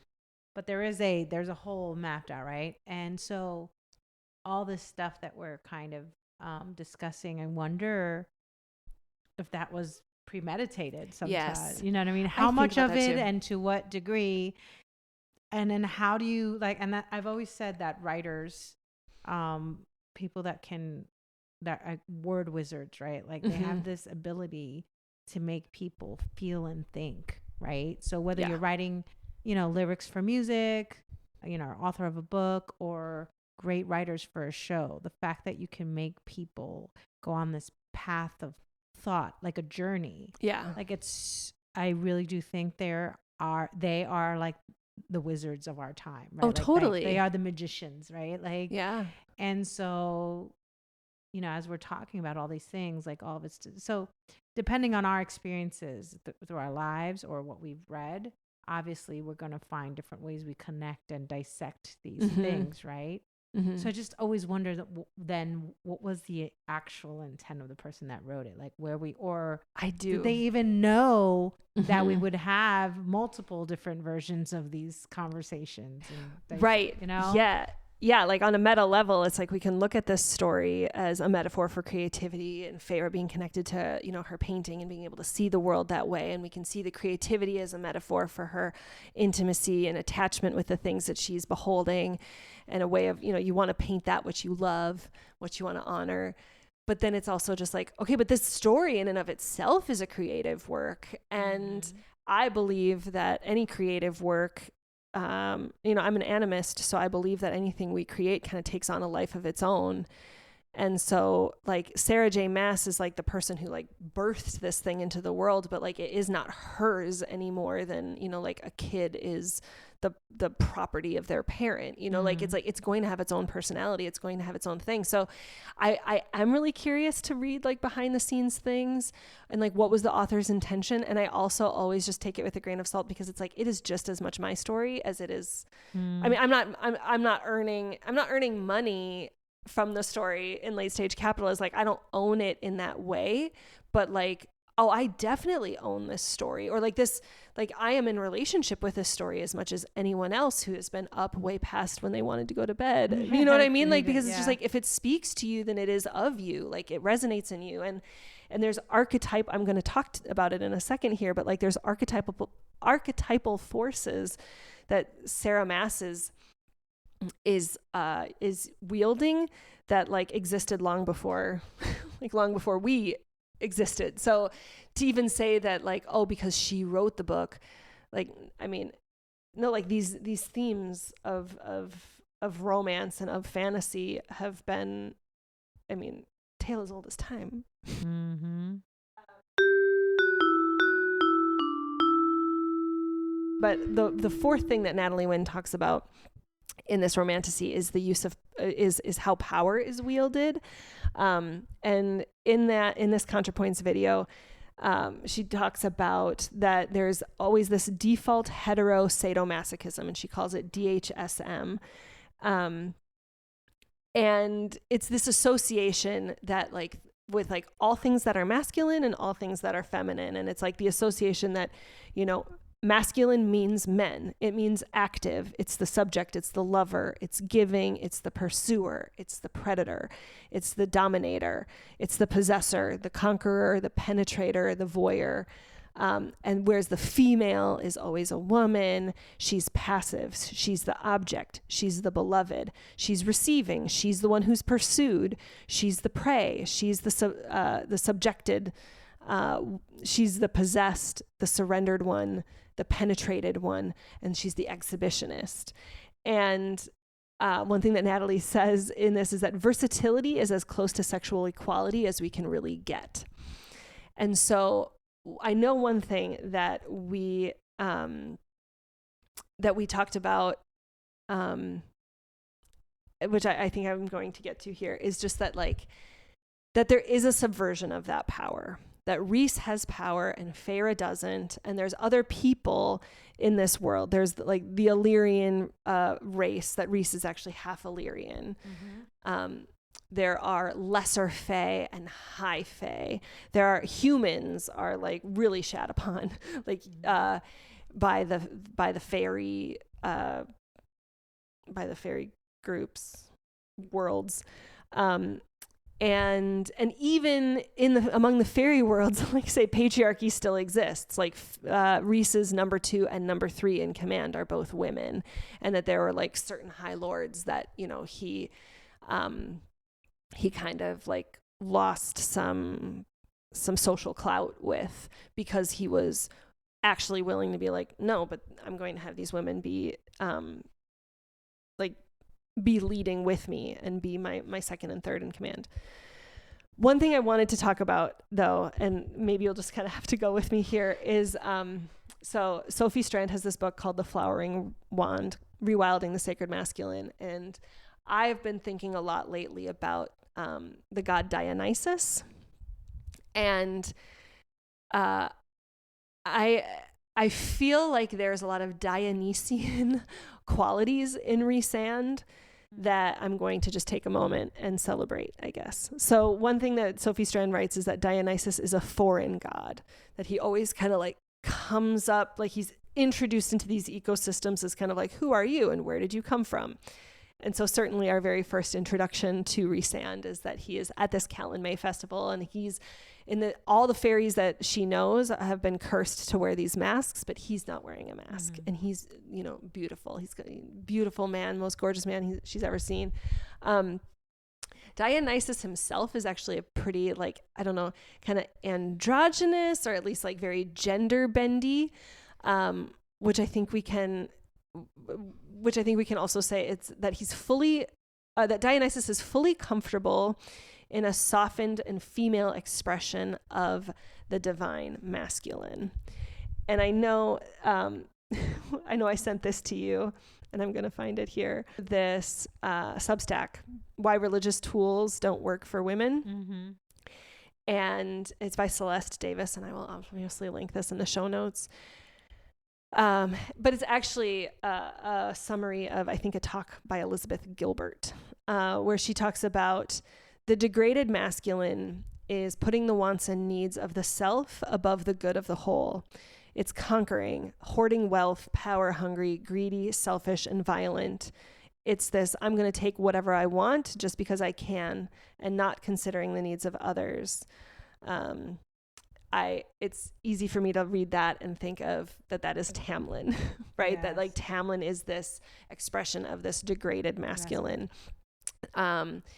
We see that he is, he needs to just be the high lord that his father always was, not questioning that there's a tithe, even if you don't need the things, like it's going to spread a bad message if you're not like at the hierarchical top. Then we have the divine masculine, and that's putting other people's needs above our own. It's that I could hoard resources, but I choose to share. I could have power, but I refuse it. I look out for the whole instead of just myself. It's kindness, forgiveness, selflessness, compassion, empathy, listening, and giving. And of course, I would make the argument that that is more of what we see in Rhysand, his willingness to, again, want to redistribute power, resources, wealth in the ways that he can. I still have notes. I still have questions on how he has just as much wealth as he apparently can when he's as generous as he supposedly is. He still seems like he does an awful lot of killing, that I'm still working on. What is the killing an actual symbol of? Is it just like a steadfastness to your values? But it's just, I gotta hold that tenderly, when, we do live in a violent world. But then they also say that there's this degraded feminine, this degraded feminine that overgives, overserves, and is overly selfless, used and abused. I exist to give and serve. In the face of bad behavior, I will stay silent and continue to please. I will not ruffle any feathers or make anyone upset. I look out for the whole at the expense of myself. Everyone else's needs are prioritized above my own, accommodating others' desires, even when the resentment is silently oozing out of your eyeballs. Think of the moms on all the TV shows, probably your own mother, grandmother, and great-grandmother. And certainly that resonates. Certainly we see that in how Feyre is dealing with Tamlin in the very beginning, or in the very beginning of book 2. We see her saying things like, I would fight, but I would say something, but it's just going to be easier for me not to. Right. Like, she has this impulse of where we know she's going to banter with Rhys. Like, if Rhys were to say something, she's going to call him out on it, but he also doesn't. He never tries to control her. It's always her choice. So then we have the divine feminine is the protector. It's standing up in the face of injustice. It's this, I will not allow oppression and abuse. It's a holy use of power and taking up space, speaking up, protecting against wrongdoing, ensuring equity, not only for others, but also for yourself. It's honoring and protecting your own desires, your rest, your goals. This is the group where examples are the most scarce. When coming up with women role models, we are much more comfortable holding up women who exemplify the divine masculine role and much more likely to judge women who honor their own needs. And so, yeah, I mean, I would say we see more of that divine feminine in Feyre when she does try to stand up at the tithe, and then it doesn't go well because Tamlin's a douche. And sorry, we shouldn't be painting him with a broad brush. Or we could, I mean, whatever. We can be compassionate towards towards Tamlin and say, come on, you don't need that much. Yeah.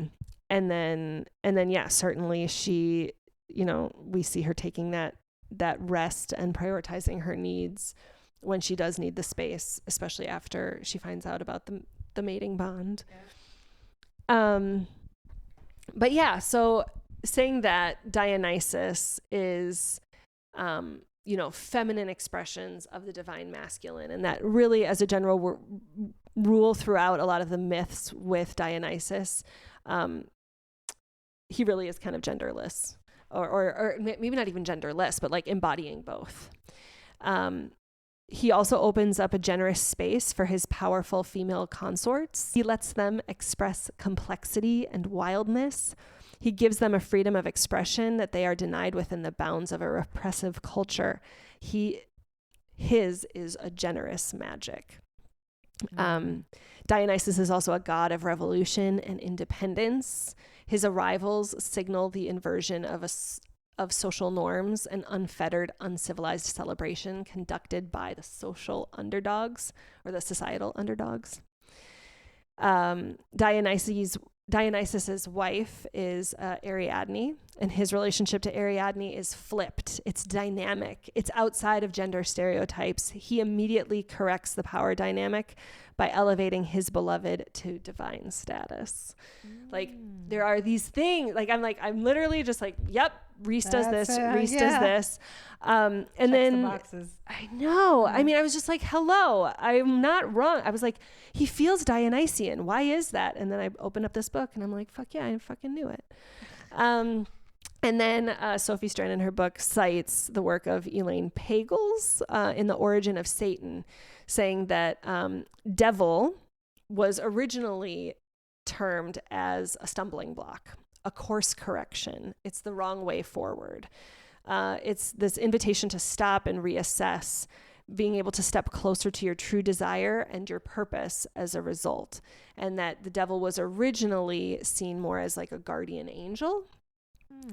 And I'm like, that is exactly the role that Rhysand is playing at the end of that book 1. Yeah. But still with a little bit of that like devil, like judgment that we would have, or like that's like that we would be thinking that he's bad, but he really is. In the second task, like Feyre can't read and she's about to pull the wrong one, but like through the bond, through that bargain that they made, like he stops, like he's a barrier to her pursuing this thing that she thinks is the right step, but he's like, no, like I'm going to help, like you need to pull a different lever. And and then like being that guardian angel, protecting her, sending her music. And that Dionysus was also kind of in the early depictions of the devil card in the tarot. He had bat wings. And I was just like, oh my God, Rhysand has wings. Like, and that's a recollection of pagan practices that venerated nature and animal gods. And so again, like, and maybe that's also, again, some of like that, the lore of the Fey world, where, yeah, I'm still a little bit weary of the use of the words male and female, because it just feels like it's biological determinism or something like that. But I can suspend my disbelief and say that it's in honor of like that it's maybe some sort of connection to our wildness or something like that. But yeah, I do still feel a little. Anyway, so Rhysand as this Dionysian reorienting power in the room.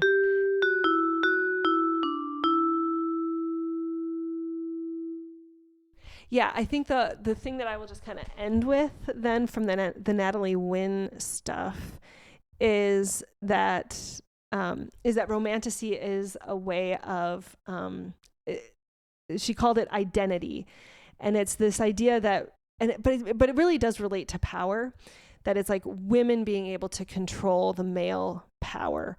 Merging with a man has historically been the way for women to be able to be on the path to power. But that additionally there's this, and again, if we look, I think it's maybe that same triangle from Anne Carson, but if we have that there's a female reader on one end of the triangle, there's a male hero, and then the female heroine on the other ends of the triangles, that we have like the female reader that both wants to replace the heroine, like wants to be the heroine, but the female reader also through the book can identify with that male hero that then desires the heroine. And that it's actually like this autoerotic, that we can identify with the masculine subject that's desiring the feminine object while also wanting to be that feminine object. And I think when I think about that, I think that it is just like a practice of secure attachment. Like as I'm reading Feyre, and I'm thinking like, okay, she as the protagonist, especially in the beginning of book 2, she's carrying a lot of guilt and shame over killing those two Fae. And of course, I would feel that guilt and shame if I had to do that. Absolutely. And also, as the reader, I can be like, girl, your options were so limited, and like, you knew, like, it's like, there was so much worse killing that happened. You know, like, it's like, I can almost kind of, like I can extend to her love and I can extend to her compassion through this book. And it's like, well, if I can do that for Feyre, then like, can I offer a little bit of that for myself in like in the world that I live in, that I grapple with. And again, like not to like negate that shame or that guilt is there. But that, yeah, I can, eventually I did. And maybe it was again, just on the audiobook, but like, the way that she just kind of is continually like cutting herself down. And I'm like, oh, come on. Like, we know how much everybody loves you because we get to see Feyre through the desire of these other people that she's around. And so I don't know. I that was just another compelling piece for me. But the thing that I'm just left with then is like, okay, if A Court of Thorns and Roses is subversive smut, like if I locate myself in these books, or if I locate the characters in these books in my world, like who is Rhysand and what is he doing? Like what's he up to in our world? And Burju, I know we talked about this just a couple days ago, because it does just seem like very odd timing that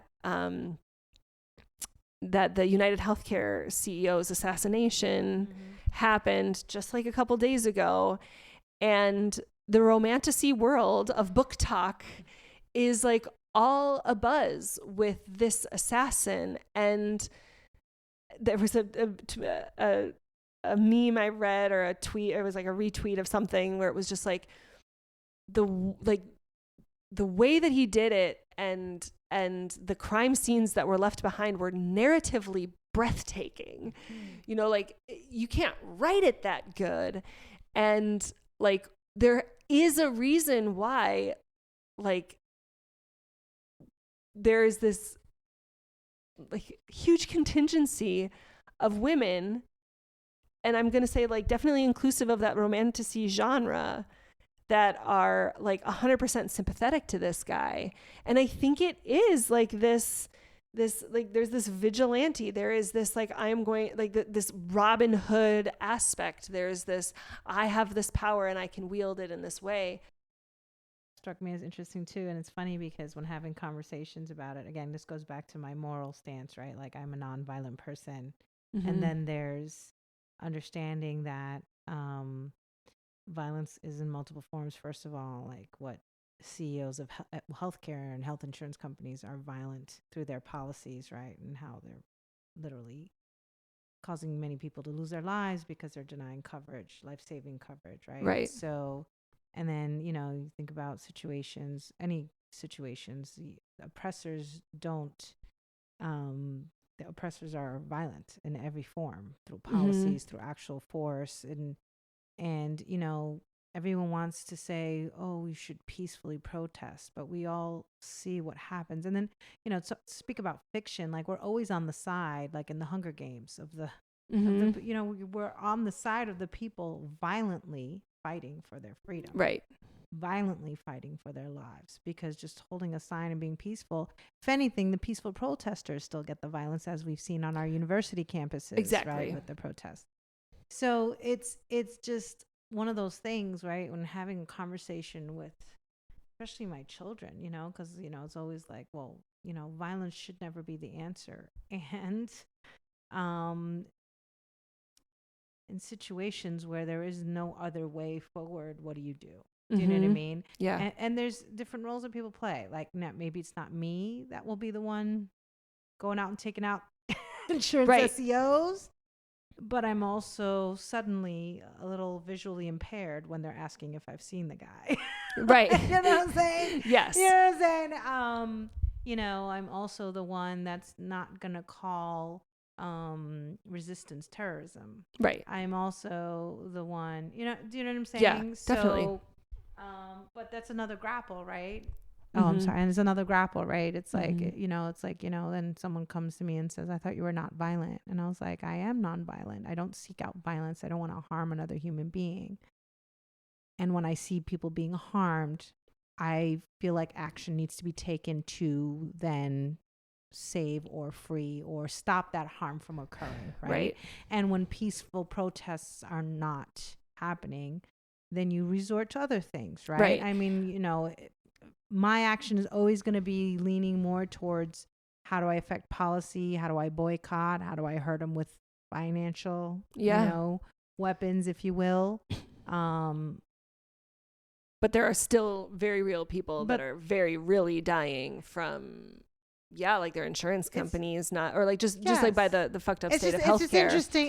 It's just, and I think that goes to how much stories and fiction and fantasy are important to us, because all of a sudden, you know, there's one person that takes out one CEO, is like it's like we are romanticizing it.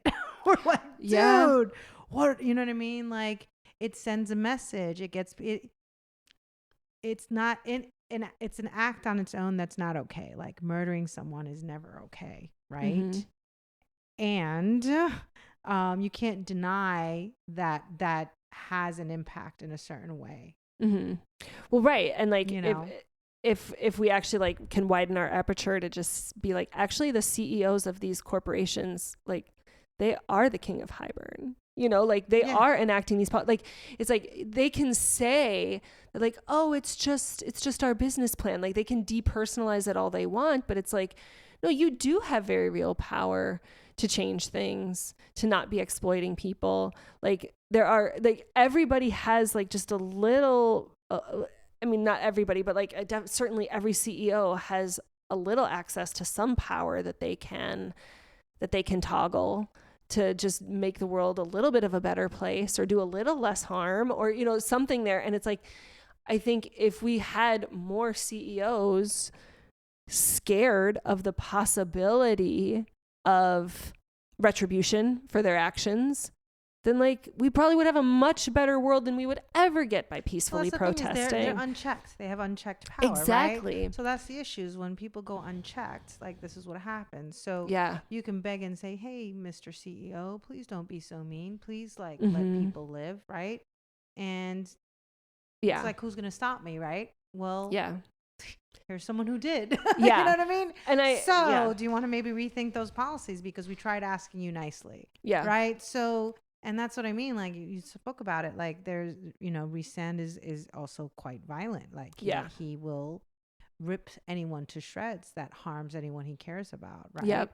And that goes, I mean, wouldn't you as a mother, wouldn't you rip people to shreds that tried to harm your children? Certainly. Yeah. So like, again, the things we grapple with, right? Like, we all have maybe a hard line, and everyone says like, what's your hard line? Like, at what point do you stop being complicit? At what point do you just look away? At what point do you, do more than just talk? Right. At what point do you start acting? Right. Like, so those are just interesting things. So again, it's, I'm not going to walk around saying like, I don't believe in idolizing anyone or anything. I like the idea of having these conversations and really diving deeper. Yeah. And I think our imaginations are powerful, and that's what I'm starting to really realize, is that by reading these books, it's giving me the capacity and the space to imagine a better future. Yes. Because it again, if we're just talking about the disassociated millennial, just doing this all, whatever, like in New York City, I live that life. That's like, I've been there, done that. I want to imagine something different. Like I live under patriarchy right now. I live in capitalism right now. I want to be daring and brave enough to imagine something different. So if I'm doing it through these fantastical beasts and mystical figures, then so be it, right? Because maybe that is what it's going to take for us to have collective liberation, totally. Right? Through moving, dancing differently, through speaking differently, through acting differently. That's how we're going to find our way into a world. We've been stripped of this ability to be able to imagine something better for ourselves, where,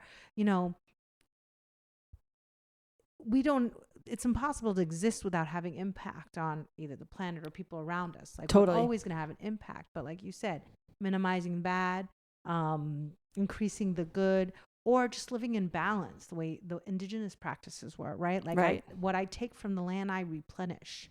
I am of the land myself. Right. You know what I mean? So one day I return back to it. I will become the fertilizer that in the soil that helps this tree. You know what I mean? Yep. So, that's what I want to dare to go back to and continue to reimagine, because we're also in a different place. I mean, we have technology, we have AI. What does that look like? How do we ethically move forward from here? You know what I mean? How do we care about community and people from here? And we all have roles to play. There's going to be the violent vigilantes, and there's going to be the highly thoughtful and educated and articulate, speakers, and we're gonna have all, and they all have their role to play. But the goal is still collective liberation. It's that we can all live a life worth living, where we're free, where we love and honor one another, and all these things. Right. So, that story really hit me after spending a few days like not even really looking at anything because I was busy with life. I turn on and this is what I see, and it's like people are literally like, hello, Mr. Rhysand, or this is totally on the book talk, another book, right? The book talk, we're just like, this is our real life Xaden Rhysand from like Fourth Wing, which we'll have to talk about one day. And like, so it's dare we say fun to romanticize, like, because life is hard and it's depressing, and it's like I don't want to go into dark places where I can't crawl out of. So to romanticize it in a way that's like, not, how do I say this, like I don't want it, I don't idolize it. I wouldn't use it as an example, but it's like, hey, sometimes there's a gray area. Where I mean, I can just I'm a very privileged person to be able to say that you know, I mean, that I come from a place of nonviolence. Like I've never I've never had to bury a loved one because we couldn't afford our insurance premiums or the out-of-pocket care that it would have cost. Like that would fucking radicalize me for fucking sure. And so it's like, I recognize my own like desire to like want to, you know, like where does my people pleasing history, like, cause I don't know, like I actually don't fucking know. I want to be anti-violence. But maybe I actually do really want a world where people are so terrified of being CEOs in these big corporations because it's a target on your back, so that these corporations have to change their policies. Yeah. You know, like I don't know, like that actually sounds a lot better than being when I was a former teacher and we had to do like, oh my God, the number of times we had to do intruder drills as a public school teacher, and then as you know, I had children of my own that were going into that world, and it's like, okay, so we're okay with, you know, our kids and our schools being like sites of these gun violence, and then like one CEO. I mean, it just, I don't know, like it was super targeted. And it's like that gunman didn't go in and just like completely open fire. I mean, I don't know. It's just, I am fucking grappling with it. And maybe it is because I'm a little bit desensitized to violence because of Rhysand. Maybe I just need a little bit more I don't know. I don't know if what the symbol that this violence can be, because the world that we live in is actually a violent one. We can just point to systems and say like, oh, that's just the way it is. It's just the laws. But it's like, but no, like there are people that can change that. Like, we could make different choices tomorrow, but we just have stockholders that want different, you know. It's like you and I can connect and be like, of course we want collective liberation. I don't know that like everybody necessarily agrees that that's the goal. And I don't know that we can get there non-violently. I think we would have gotten it by now. Every war, every conflict has been fought. I mean, even in our society, we've been taught that, you know, why do we celebrate a Veterans Day? We celebrate our military for fighting violent wars to protect our quote unquote freedoms, right? So we're all acknowledging that violence was absolutely necessary in the name of protection. Yeah. It's quote unquote, right? Yeah. So, but that's what I'm saying. It's when you flip the coin, then it's not okay, right? When people do it across the ocean, when they want to protect their lands, their indigenous lands, it's terrorism. Right. It's so terrible. Right. But then you're also using violence and saying that that's okay. So we have to take them out because otherwise they take us out. Like, so who's right here? Who's wrong? Well, right. Here? I think, you know what I mean? Right. Is there even a right or wrong? Like I said, is there really a reality without the violence? Unfortunately, I mean, even in the books, if you go back to the books, like they're like, we're probably gonna have to fight another war before we can work towards peace. Right. Like they're acknowledging like the reality is we have to get to this point because the oppressor or the evil or the whatever, the predators don't understand peaceful. Let's come to a table and discuss and come up with. They don't understand that. So we will have to fight. We will have to defend. And should we come out of it alive, then those of us that are left can hopefully reimagine something different. But then who's to say that another century from now, the next predator or harmful person doesn't come, right? So is there ever really true peace? Or is it just cyclical, right? This is our war era. This is our peace era. Yeah. Yeah. No, a lot to grapple with. For sure. And yeah, I think it just is interesting just noticing like to just be like, you brought up Hunger Games, and I just remember seeing somebody there was like some TikTok or whatever of a woman dressed up as Katniss Everdeen in like response to the election results, right? And it was like very clearly like, you know, she was upset that Trump won, understandably so, and somebody was critiquing this like kind of like her whole like, I'm gonna be Katniss Everdeen now, and maybe critique is a strong word, but they were just like locating, like, if you are a woman in the United States, you are actually not Katniss Everdeen. You're in District 1 or District 2. Like, Katniss Everdeen is in Palestine. Like, so unless you are actually in solidarity with Katniss Everdeen in Palestine, like, don't pretend like you are Katniss Everdeen. And I love that. I mean, there was a little part of me that was like, I get a little side eye anytime like men want to criticize women, just because like, oh, that sounds familiar. But like, but it was a worthy grappling invitation for me, where it's like, okay, I'm not Feyre. Like, I've never had to, like, I guess I could look back at to different parts of my life where there was like perceived scarcity, but in hindsight, like there actually wasn't. Or not as much as maybe I thought there was. So it's like a perceived sense of scarcity, but I never had to like, I never had to even like work to supplement my household income in anything, you know, like, so in any sort of stretch of the imagination of what's the metaphor of her going out and hunting in the woods. Like, I certainly, you know, like, I was always well fed. Like, so I just know, like, I'm not actually Feyre. At no point am I Feyre. I'm also not Rhysand. I have some access to privilege. Like, I have a decent amount of privilege, actually. So I'm probably somebody in the high, like, I'm probably in the fairy realm for sure. Maybe high fae.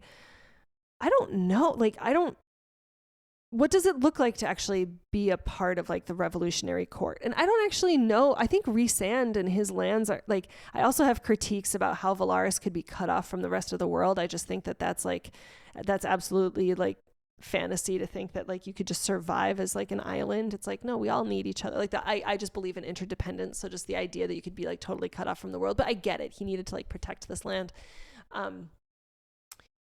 But yeah, like, I also have questions on just that he has this, like, again, this coherence and this is how it has to be, but I don't get the sense, I think maybe it's actually the third book, where he really struggles with diplomacy. Like, he really struggles actually getting other people in other courts to be on his side. He has some work to do as far as like, how can we collectively co-create a better future? He is very much a vigilante for sure. Like, let's go in there, let's fight. He's an Illyrian warrior. That's his take.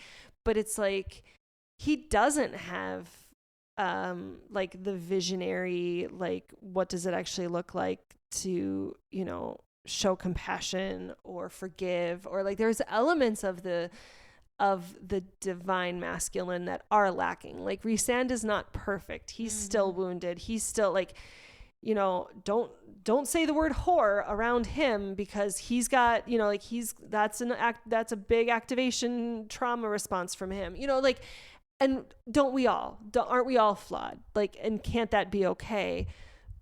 But they're just like, I see a lot of the US imperialist forces in like creating these really coherent narratives of like, okay, we're going to go in there and we're going to fight and we're going to do that. Like, and that's a lot of, you know, that disavowal that I was talking about, like, oh, it's just so nice to just like on this romantasy world of like, oh, and I'll just like Rhysand, there's just always food available, and there's always clothes in the armoire, and there's always a fire in the fireplace, and I never even have to chop wood. Like, it's just all these things are just done for you, and you don't even have to make decisions, because like you just know the best foot forward because he has it all laid out. And it's like, we also need to like question that just a wee bit. Like, whatever narrative, you know, the army wants to push as far as like, what does it mean to be safe? Like, let's question that. So like, again, I got notes. I think ACOTAR is a beautifully compelling romantic story.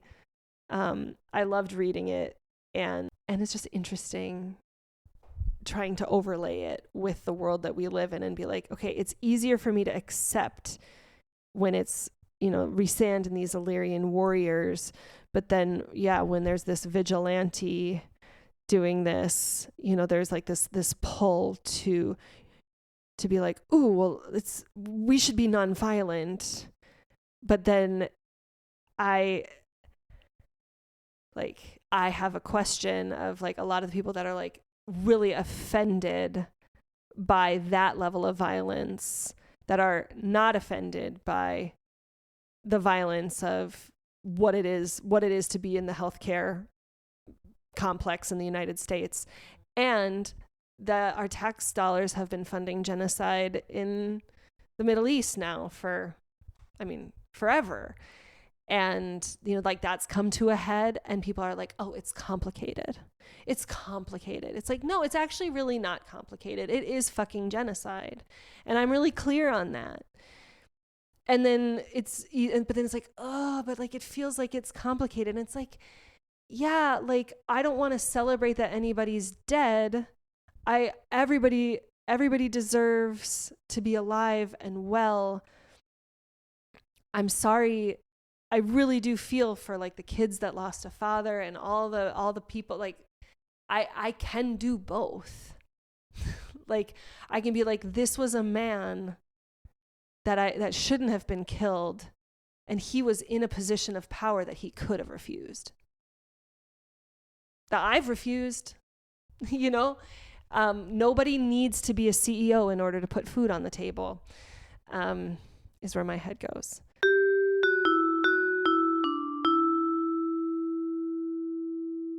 I don't believe there should be any billionaires at all. I think it's just complete opposite to be a billionaire and that doesn't make sense. It doesn't make sense. I mean, it just doesn't. I think that's evil. You don't get to that position without exploiting people and planet. Mm-hmm. Having a brand, I feel like there's a lot of good we do. We provide an artistic space of inclusive space, right? Size inclusive, gender inclusive, race, you name it, everything inclusive, where people can be free to express themselves in a no judgment zone. And we clap back on anyone that talks smack about our people. Right. Because again, people should be held accountable for the things that they say and do that cause harm. Yeah. And I don't believe in unchecking them. So it's not just delete. I was like, you don't like what you say, you don't belong on this page. You will see me stick up for the people. Right. But again, those, I guess my grapple is, how do I exist as a business, which in general, business and capitalism, no matter how sustainable we try to be, how equitable we try to be, there's still its impacts, on the planet, right? Like, at the end of the day, I can't control how much something buys and whether they toss it in the landfill or they responsibly, like, sell it secondhand or donate, Right. Those are the things that you can ultimately not control. And so just things I always think about, and I just don't want to have a business that's that big. You know what I mean? I want everyone to have that, enough of the tool so they can have the freedom to express themselves and have a safe space where they are celebrated. Yes. And I want to do that. And I don't need it to be $1 billion business. I don't want to be known as a CEO, but I think there's an opportunity to potentially be part of a movement of brands or businesses that are better. Yeah. And if we all do it better, then we can provide the products and the services, do good with that, right, and still be mindful, right? Be as sustainable as we can be. You know what I mean? Speak up for things. I became very political on my page. I was just honest, just because as a consumer I refuse to spend my money on things that fund genocide, right, or you know what I mean, on policies that I don't approve. So I got to a point where I said, well, I'm still me, right? Whether I'm mom, wife, friend, and everyone in that world knows where I stand on things. But then as business owner, why can't I tell people where I stand on things as the owner of this business? Yeah. And give them the choice to spend their money with me or not. I don't need, if you don't like what I value, if they're not in alignment with your values, then don't spend your money with me. Right. Find someone else. It's about choice, right? At the end of the day. Yeah. I'm giving you that choice. No one's forcing you, but people still want to force me to, like, you shouldn't write this, you shouldn't say this stuff, whatever. Yeah. And I'm like, so you're saying are you for or against free speech? Don't you want to know? Isn't this good? I did you a favor. Now you know. Yeah, not now to you spend know. Now you know. Make with that information what you choose. Yeah. So, I think where we are in capitalism, again, we have this role to play. So as a brand and a business in capitalism, I'm like, well, how do I use what I have, my platform, my audience, my product, to do as much good as I can? Yeah. Where there's places like insurance companies and CEOs that are doing bad, right? Right. You can't fix that problem. I can't fix that problem, but in my own world where I need money to survive, where I have children that I have to feed, right, where I need a roof over our head. And you want to support the arts. And I want to support the arts. So in my way, this is how what I've created for myself in order to make a living that I'm not, ashamed of. And I'm just honest about it. Like there's things that are not perfect and I don't know how to fix it. I don't know if the technologies or the resources exists for doing the things. I wish that everything I did was like circular, that I could just sell it, take it back, repair it, sell it, you know what I mean? So that nothing else is being extracted. Not there yet, not in a cost effective way. Right. So, and I don't want to charge 5 times what I'm charging because then it's not accessible to people that I want it to be accessible to. Right. So all of these things are like, it's like a game, where the rules are the rules and you got to just figure out how to get around the board as many times and do as much good as you can. And hopefully we survive together without harming each other. Right. Right. And dare to imagine something better for ourselves. Maybe we get to a point where we, just all have shelter and can grow our own food and we have education and health and things. So we don't need money. Yeah. And a lot more community. And then it's more about community. You rely on each other. I mean, I'm happy to go there. I would let go of that business in a heartbeat, to be honest with you. Now it would leave a void potentially in a creative artistic space. Potentially, yes. But can we imagine another way of doing that? I mean, people can still move without without shoes. Certain articles of clothing on, technically. I mean, it's fun. You say, like you said it before, like, do we dare to like wish and want for these things? Like, I like pretty things. I mean, that's why I got into a shoe business, right? I don't like my shoes. It's just, they're pretty. I like to make my feet look pretty. I like how tall I stand when I wear them. We feel these things. And do I need 7 pairs? No. Right. Maybe we all each have our one and we're done with it, right? And last forever or whatever. Yeah. It's regenerative somehow. Like plant in, it grows another one. I don't know. But dare to imagine something different than this constant, like, I make it, you buy it. I make it, I buy it. And endless consumption. And then just stay quiet about what's going on in the world. Like, I just can't operate like that. So it's definitely a pin for another day because I grapple every day. There are days where I'm like, I want out. There are days that I'm like, no, I'm doing important work. There are days that I'm just, I don't know. It's always, it's like the ocean, right? High tide, low tide of everything. And so I guess that is the human condition, right? Like you're always just kind of faced with these choices. Yep. And sometimes they test your morals. Like they're like, okay, you said this, but now what? Yeah. When it comes to, like, we just passed the busiest shopping season with Black Friday. Like you said, you don't believe in consumerism. Why are you participating in Black Friday? And there's a company, I forget which one. I don't know if it's an outdoor company. I don't know if it's Patagonia or something like that. They literally shut down on Black Friday intentionally. They're like, do not spend your money on this holiday. And I'm like, man, I wish I could do that. Yeah. But for a lot of businesses, unfortunately, because I do pay people equitably, because I do want to sustainably source my products and not charge too much. Right. It's still inaccessible for some. Right. So unless I do this one sale in the year to make it more accessible and get more volume, like, we can't balance out the rest of the year. It's like, again, it's like this capitalist system is unfortunately also, it's part of our life source, right? So, and I'm not gonna quit. Like, I'm gonna continue my goal would be to not participate one day.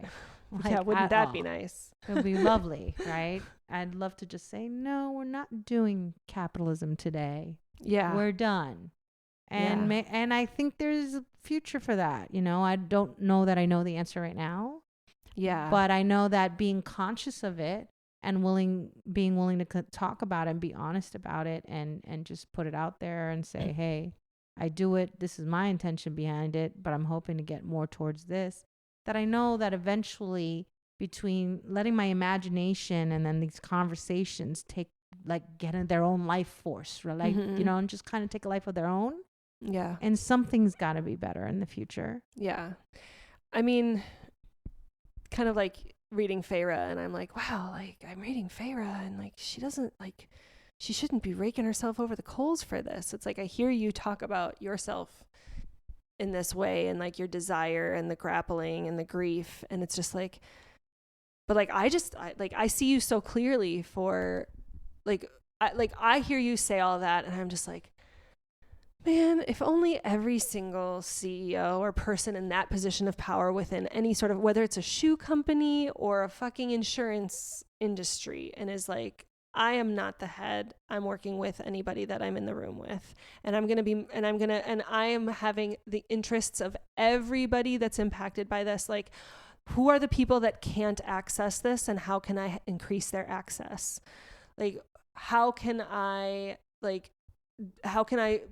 be here in a good way on this land and resource these things sustainably, and how, and like what's the end life of this product, and okay, well, can we do secondhand, you know, like it's just like you've thought so clearly on, like you've checked so many boxes. And yes, it's not enough, because in late stage capitalism, like there is no pathway to perfection, there is no purity. If you weren't doing this, like there, like it's like there's just so few people that we can just totally like point to and be like, well, that's blameless, because that person probably still has a cell phone that it has lithium that's from some land, you know what I mean? Like it's like it's like we just need to like put down the tools that there's like perfection as possible, and just be like, man, like, but I'm going to offer up my grappling on the altar of like what the future can hold, and I'm going to allow myself to be radicalized by art, and to lean into community, and to have my, you know, my creative practices, my wildness practices, I'm going to resource myself for collective liberation, and not forgetting my own in there. And I like, yeah, I get like, and I also just think like that's fucking Rhysand too. Like he grapples with it too. Like he has, like, he never feels like he's enough. He has this like not enough wound. Maybe it's a little bit of, I don't know, maybe he's got a little bit of degraded feminine in it, like never enough, something like that. But like, but I also just think that that's just like the grief and despair of what it is to be alive in this moment in time. You know, when we have just as a species traded so much of our wildness for convenience or for comfort. I know I think about that an awful lot too. Anyway, I feel like I'm in good company anyway.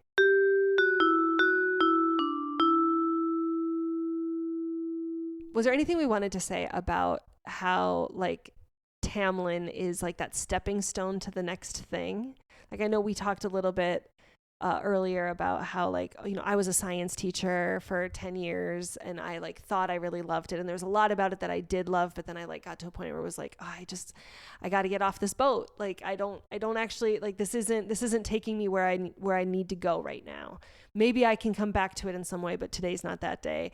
And then you're taking that next step, and there's like, for me, there was this like really juicy, like the call to do a fucking podcast that's somehow related to like stories and witchiness and a cannabis practice. Like, what the fuck is that? I don't even know. But like, that was like the Rhysand that was like whispering through some bond that I couldn't quite like put my finger on. And like, I don't know, there was something juicy about just like thinking about these and like kind of like removing these people as people, like that. What if Tamlin was a profession, and what if Rhysand is your connection to your creative practice? Or maybe they are a person and they're the same fucking person that we've been, you know, in a relationship with for a dozen years or more. You know, like I had Kevin on the podcast a couple episodes ago, and it literally was like, there are aspects, I can say this in this conversation, it's like there are elements of our relationship that are Tamlin, and I don't want that anymore, but I see enough of Rhysand here that like, how can we embody more of like the revolutionary, the Dionysian of what it is that I want, and how can I let go of like my own role of the degraded feminine or whatever in that Tamlin.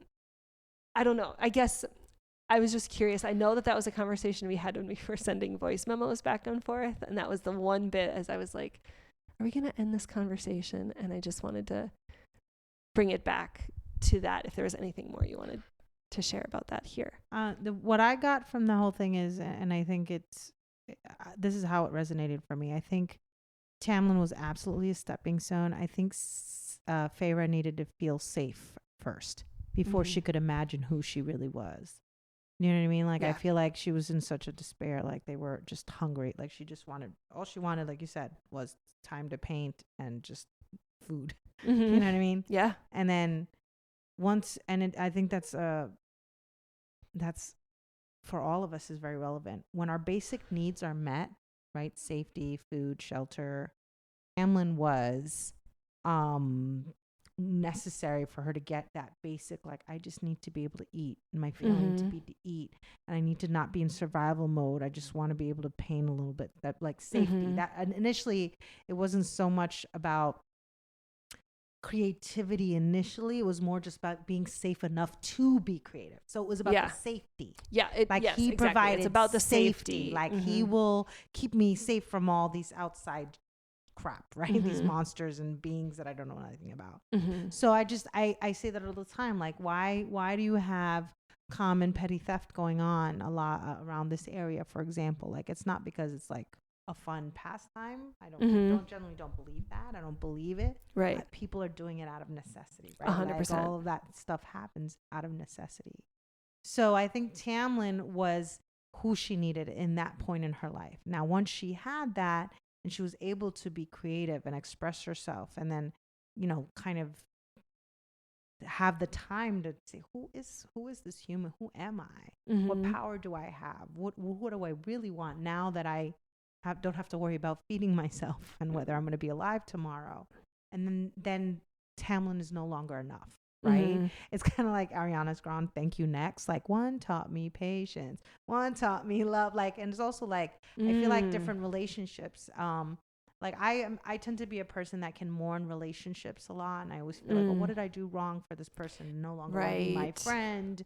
Or why did we break up? Or all these different things. But then I'm starting to learn that was, what is it? They come into your life for a season, a reason, or a lifetime, right? Like, certain people, like that was her season or reason with Tamlin, and that season ended. The reason was no longer valid. Now she found her lifetime, like it was, but she still kind of had to have Tamlin to get to Rhysand.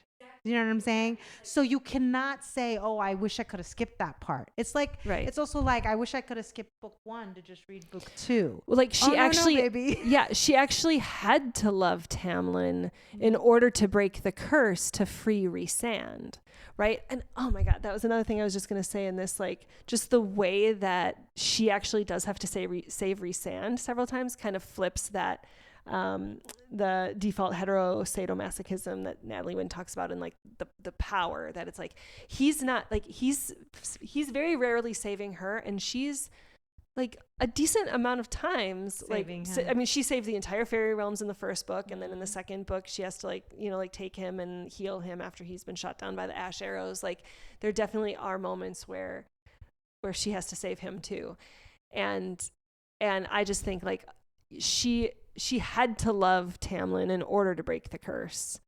And what Rhysand needed from his mate was someone to break the curse. And so it's like, his mate actually did need to love Tamlin.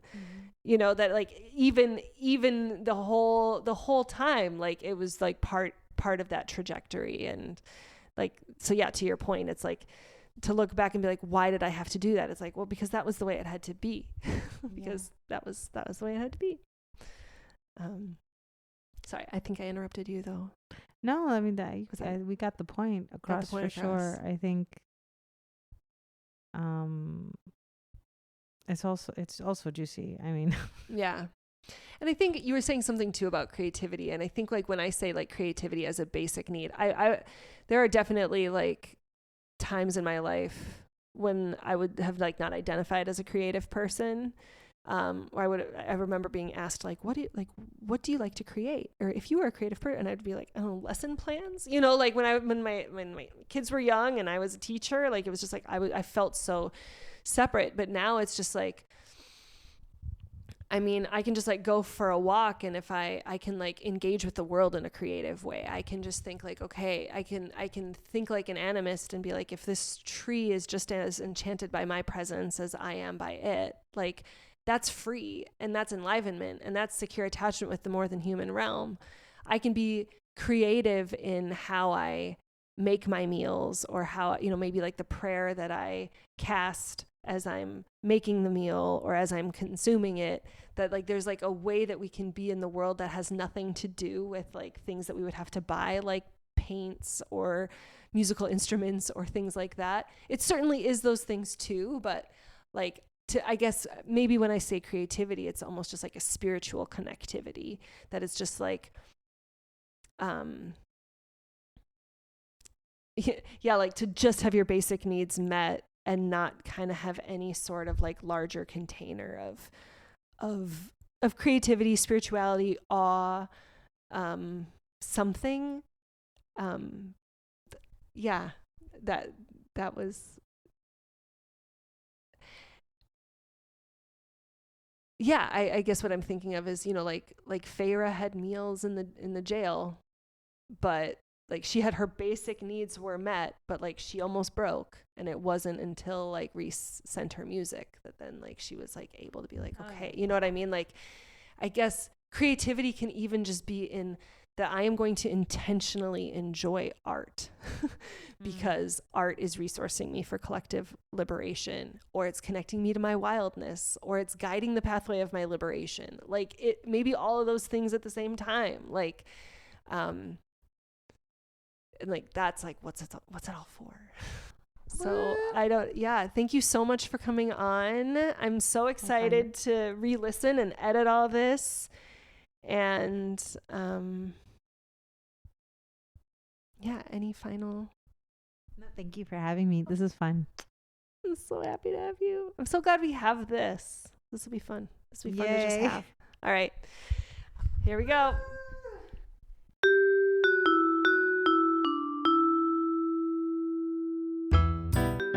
And I want to thank Matt Shuby for the podcast art, my husband Kevin Carlo for all his help in the creation of the theme song for the podcast, and Aeneas Mitchell and John Williams for their inspiration of Hedwig's theme and Hadestown. And before I sign off, I would like to leave you with a quote from another one of my teachers, Rev. Angel Kyoto Williams, who says, "Love and justice are not two. Without inner change, there can be no outer change. And without collective change, no change matters."